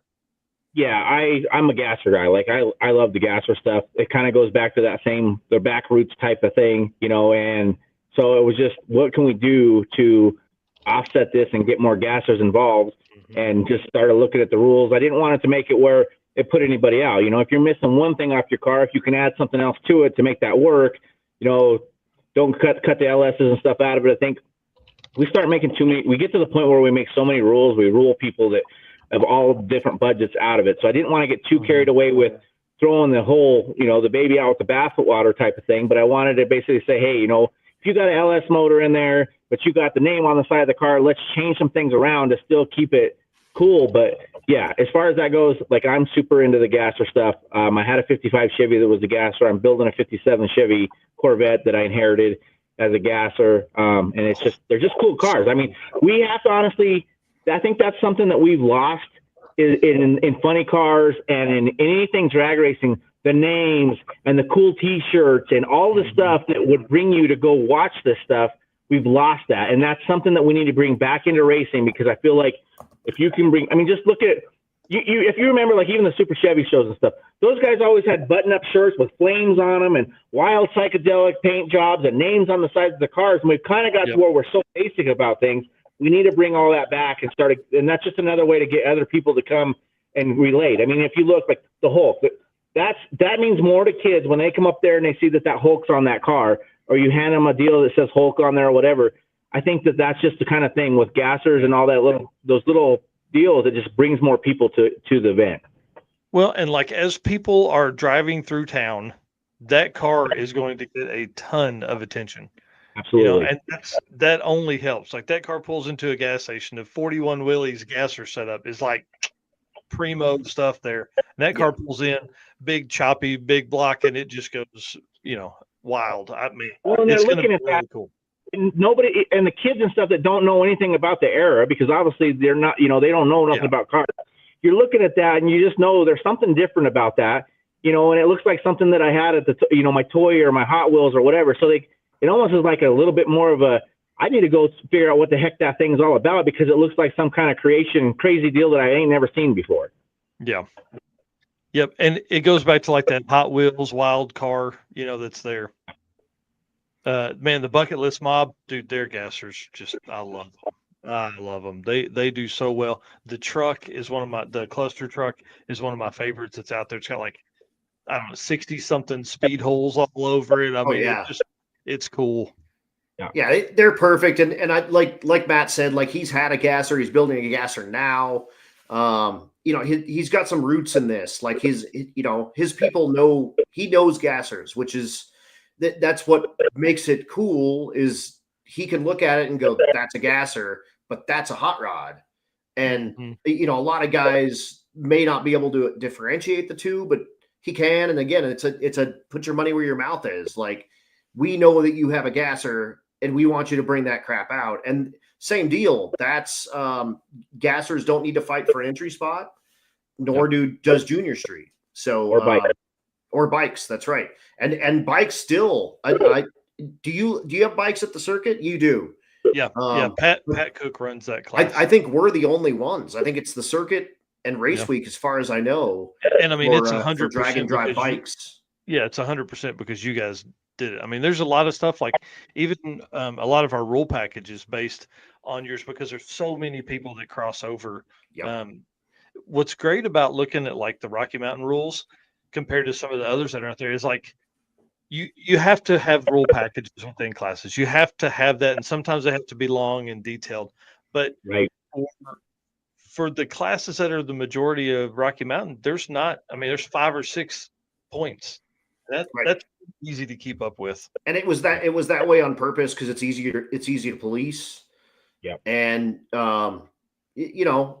they say the rules say what they say, and they don't say what they don't say, and get in where you fit in. And it was, again, when it came out, it was the second one, so they couldn't be too far away from drag week rules, because then you would have drag week guys not be able to participate.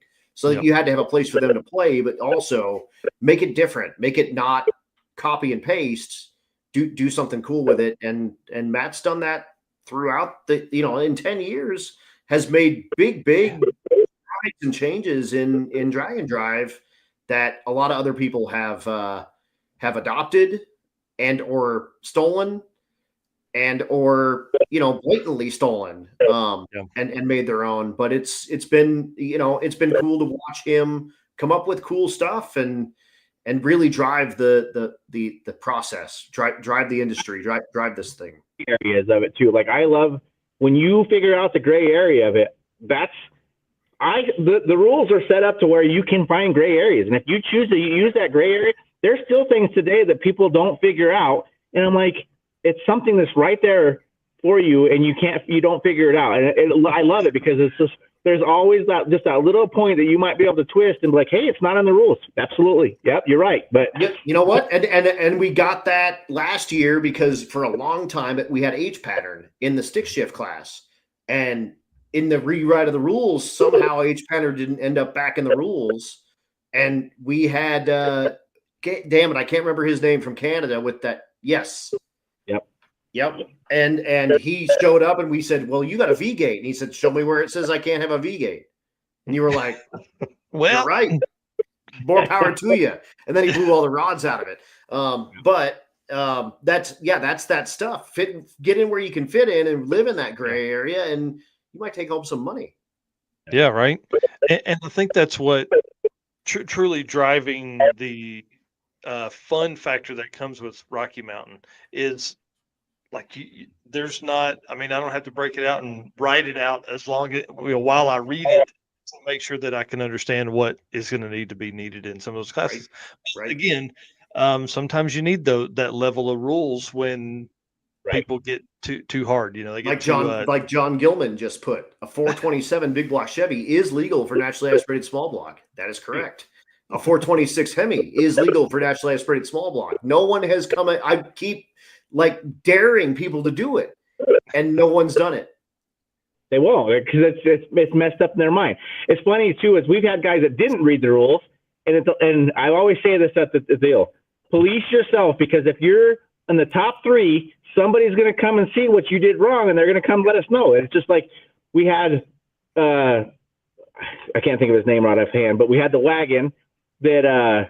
It should, because they're there every time. I can't. It's getting late. But anyways, we get towards the end and they're like, that car's got slicks on it and it's supposed to have street tires on them. I go over there and look at it. I'm like, oh my God, he's in the first place. I'm like, dude, you're gonna have to run on your street tires. I'm not kicking you out of the class. And the same thing with when they had Leroy too. Or no, it wasn't Leroy. It was the red car. What's the red Corvette? Ruby. Ruby, yeah. Way they were carrying Ruby's tires in the other car, in the other trailer, and they were new to it. They didn't know.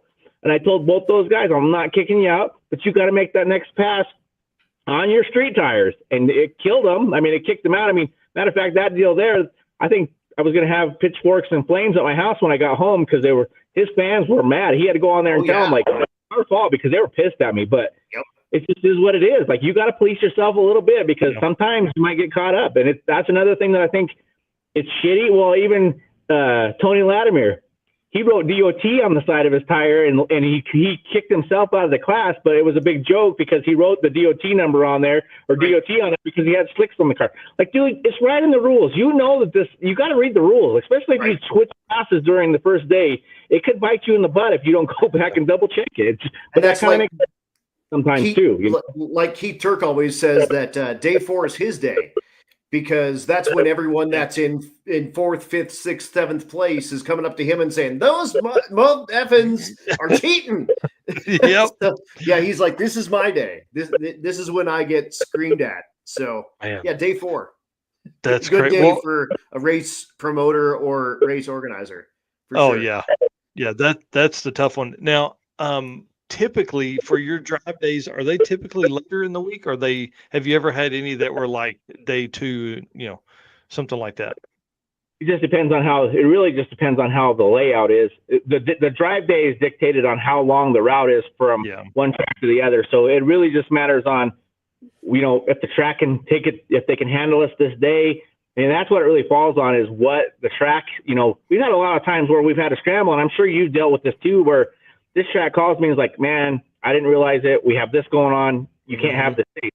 So now I got to spend the rest of the next 3 days calling the tracks and trying to figure out where all the puzzle pieces fit. So, I mean, that's what determines on when the drive days are laid out. And the first one was just the day before the shootout. So it gave us a little bit of time so that we could start the shootout in the morning. Gotcha. But yeah, now that it's so. Yeah. So let's talk about that, because I think that's one of the biggest benefits of drag and drive for the drag racing community and the tracks specifically for this topic, is these guys are getting the chance to run 300 cars on a Tuesday afternoon, where normally they're not going to do that. That track's open Friday, Saturday, Sunday, maybe every week. Right. Yep. So yeah, track people get to get more work. Photographers that are local there get to come out and play in the middle of the week. And, the vendors are out, the food people are out there selling food. And, it's a money-making opportunity for everybody in the middle of the week when they wouldn't typically have that opportunity. Yep. And, you start looking at like I mean, listen, I see track rental costs for big facilities. I want people to understand it's expensive to do what you're doing. They see what you do. They see how many spectators you bring in, and the next year it just keeps going up every year. They know how to work the system just like everybody else. Oh, well, we want a little more of that pie, so we're going to charge you a little bit more this year. It's like, oh my God, Unfortunately, we've tried as long as we can to hold the prices where we could. For the longest time it was at $375, but it just gets to that point where you have to start setting that cost off because you can't absorb all of it. Yep. Well, and that's one of the things about these is like, we're seeing like that 300-ish mark, 300 to 350 for the regional stuff. I really feel like everybody is too cheap on national events just because of the amount of racing and tracks you're going to get to. And with regional stuff creeping into that 300 to 350, you start looking at like 475, 500. That almost seems inexpensive. When you're looking at regional stuff. If you were to go to 5 tracks in a week, okay, just by yourself, it's going to cost you more than that as a one person with your family and your race car. It's going to be double that if you go to do that by yourself without signing up for one of these events. It is. I mean, you can't walk through the door of a track and run for under, I don't think for $150, I don't think. Yep. I mean, and that's you start looking at testing tunes, you can maybe do it less than that, but like you're not going to get this kind of prep. You're not going to get this kind of camaraderie. You're not going to get shirts. You're not going to get decal packs. You're not going to get all that kind of stuff. So again, I think we're probably due for a bit of a bump in national level pricing, just because I mean I can't imagine the difference in cost for track rental that you've seen over the last 10 years. And then it depends on what track you're at too. You're talking a top-notch facility, and you're talking about it starts on a Saturday, or you're taking a start and a stop there, plus your tech day or whatever. I mean, it gets out of sight after a while, and then you have to worry, like, how longer are some of your sponsors going to hold and continue to keep going with you year after year? So that also plays into a factor too. Do you have to raise your prices to cover what that sponsor is not going to come in and cover anymore? Like that's all things. That's one thing I don't think, really the guys that have all started them, and you've seen it too, there's a lot of people that have put their time and money into it, and then they start realizing that, holy crap, this isn't what I think it is. And it's because it's not just a one-day deal. It's all year. More than anybody that it's all year. Start the planning of this next year's event a week after you're done with your event. You have to. We were right before Mega Week kicked off last year. We were talking about, Race Week kicked off last year. We were talking about Mega Week before Race Week. When you were talking, I thought we were talking about Race Week. And I was like, what are you talking about? And you were like, no, for next year. And I was like, we're like 2 weeks away from Race Week. What are you talking about, dude? Yeah. And that was one question I had was how long And June quit her job. Like it became such a big deal that she routes your truck and she does Race Week. Like that's what she does for work now. Yeah. And it's constant. You're constantly, I mean, to say that I eat, sleep, and Race Week, it's true, because when I'm in my truck I'm either making phone calls or I'm thinking about it, or like it's kind of like Bubba Gump shrimp, man. I mean, you're thinking about shrimp all day long. Yeah, well, just Race Week this and Race Week that, and the worst part about being in the truck is that windshield time, man. That time to let your brain think about something. You're not sitting somewhere. I mean, you're obviously a busy guy answering questions for everybody, but the opportunity to have that clarity when you're sitting there and making notes, or I don't know if you do voice to text or whatever, but you're making all these notes as you're going along. Oh man, that would be fun. Oh, that would be a good idea. That only adds to the time. It does, absolutely. And you'll get a call from me at 6:00 in the morning because I want to talk about something because I've been up since 2:30 or 3:00 in the morning, and I'm all ready to get you out of bed so I can tell you about it. So. That's happened. I've been on the other end of that. Did I wake you up? A 7 a.m. call with Matt. We got to talk about this. Okay. Yeah. The text of, hey, call me when you get a chance. I'm like, I don't even get that. It's just phone ringing, Matt Frost. I'm like, it's either that or I've already read something that somebody's made me mad about, and I got to call somebody and vent about it. It's one or the other. Yeah. Did you see what X and X did? Yeah. No, I'm sleeping. What are you talking about? Yeah. Yeah. That, it's funny.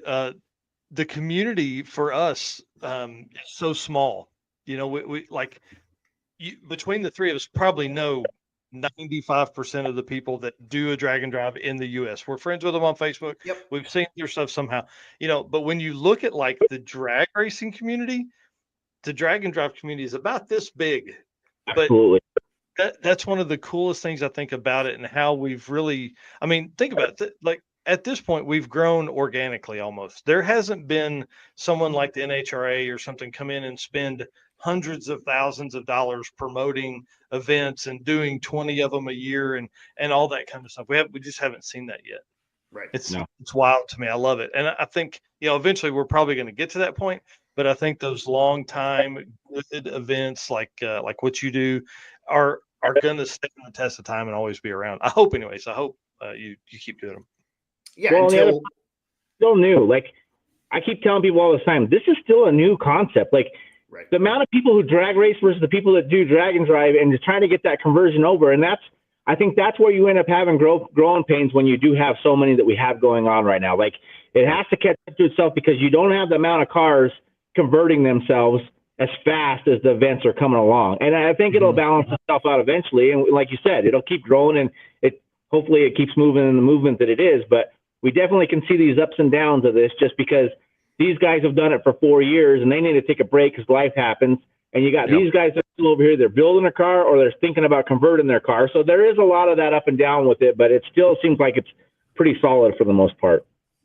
Yeah. And I think folks are seeing how much fun a 10 and 12 second car is. Like Jason Hurley's a great example because he brings a, Mopar small block swapped Ethel. I don't know whatever Ethel is, but he brings that car on the circuit because it's fun. It does burnouts. It drives 80 miles an hour. He can cruise it.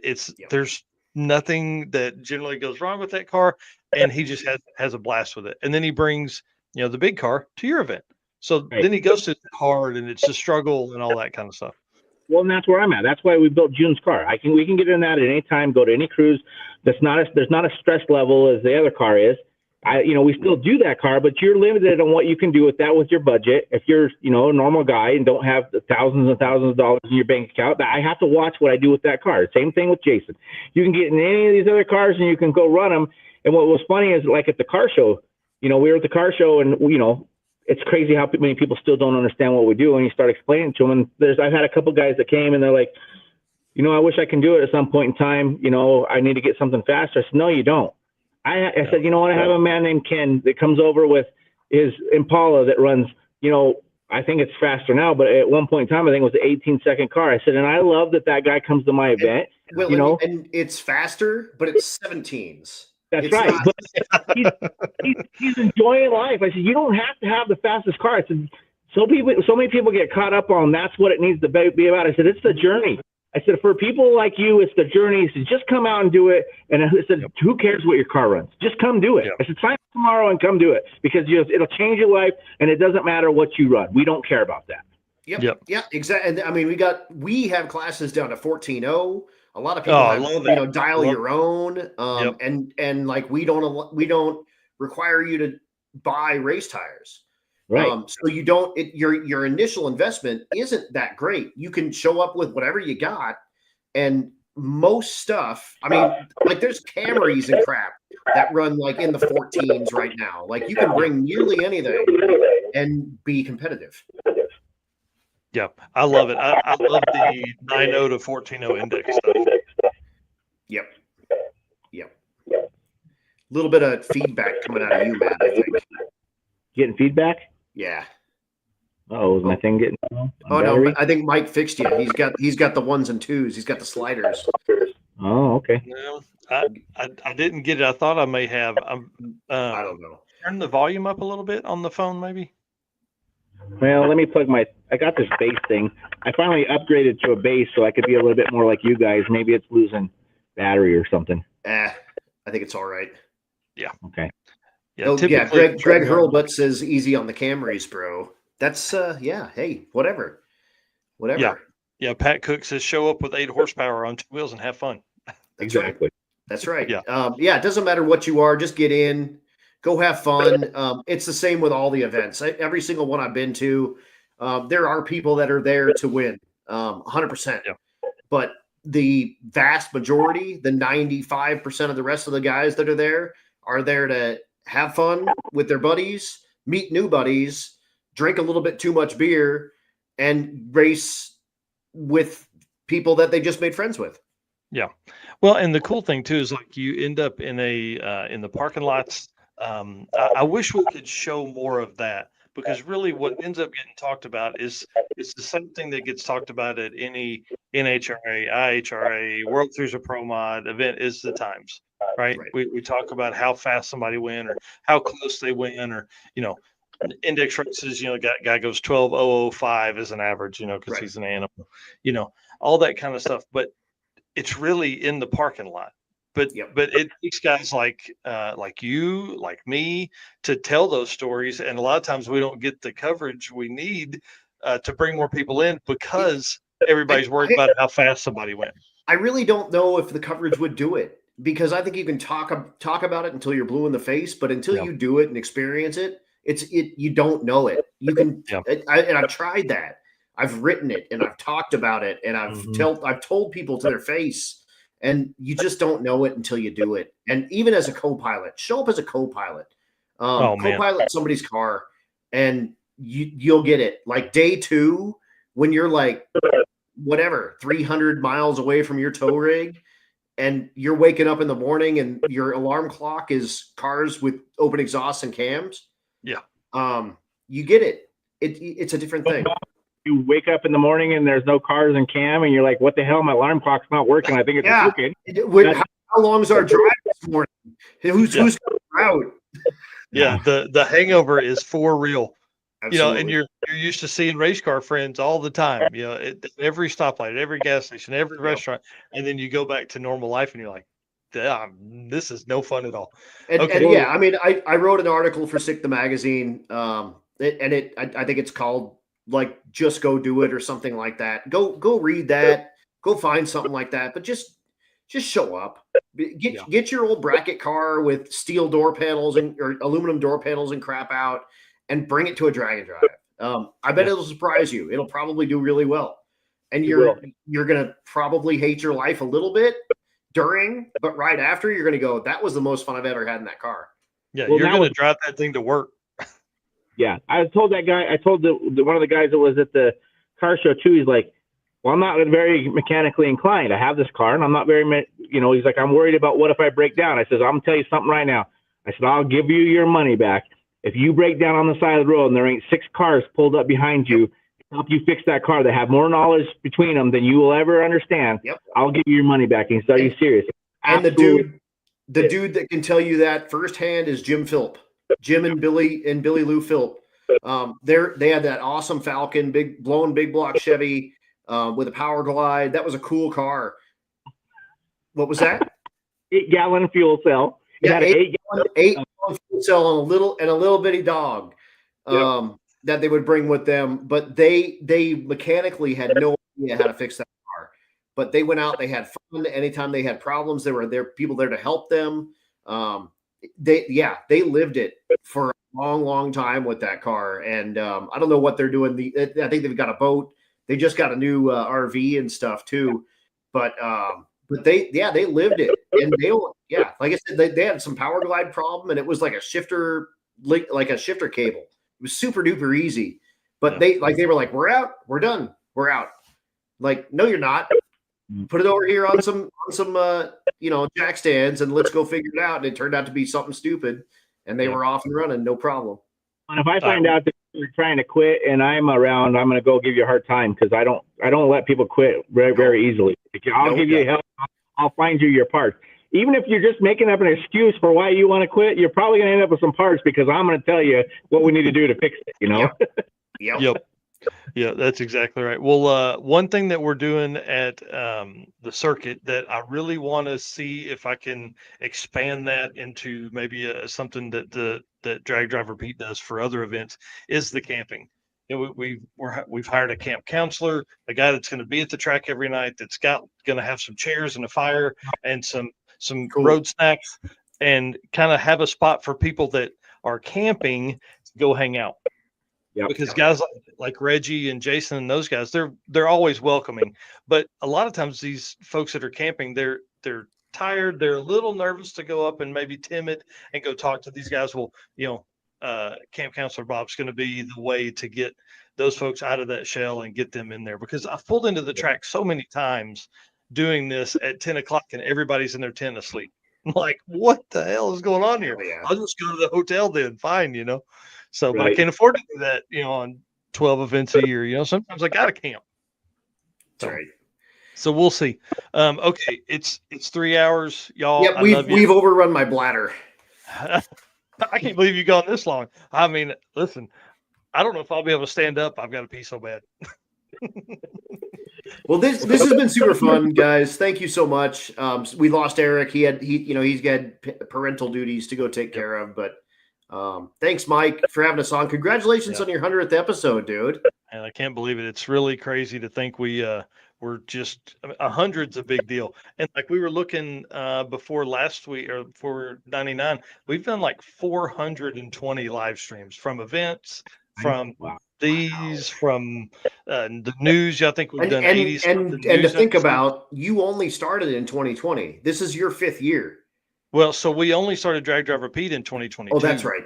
Yeah. So I started, Stoney put together like this panel of people in probably July or August of 2020. And I was going to race week. And so I was like, what do I need to know? And so I took microphones and all that kind of stuff over, and we sat and recorded. It's like 2.5 hours. It had Timmy Meehan, it had Mikey, it had Jason Cunningham, Stoney, obviously, and somebody else. Somebody else was there.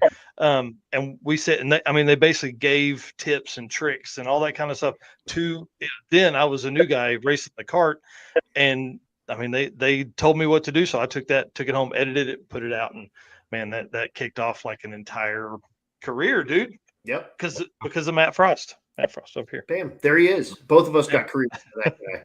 Tell Eric, next time we're all on, we'll let him get the first 20 questions because we're all overpowering and we don't let him talk. So he gets the first 20 questions next time. That's right. Yeah. Eric knows at this point he's just got to like go in over me, man. I get too excited talking to these guys. Okay.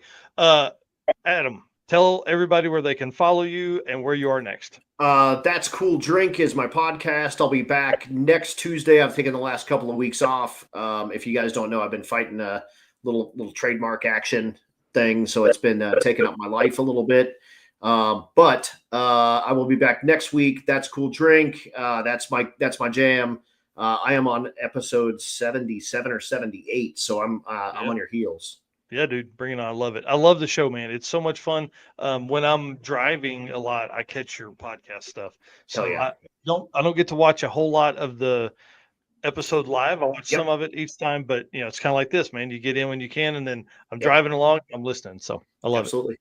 And for Matt, RockyMountainRaceweek.com, all the information that you need to sign up to get the all the merch. They've got a throwback shirt. That was the shirt that you showed earlier.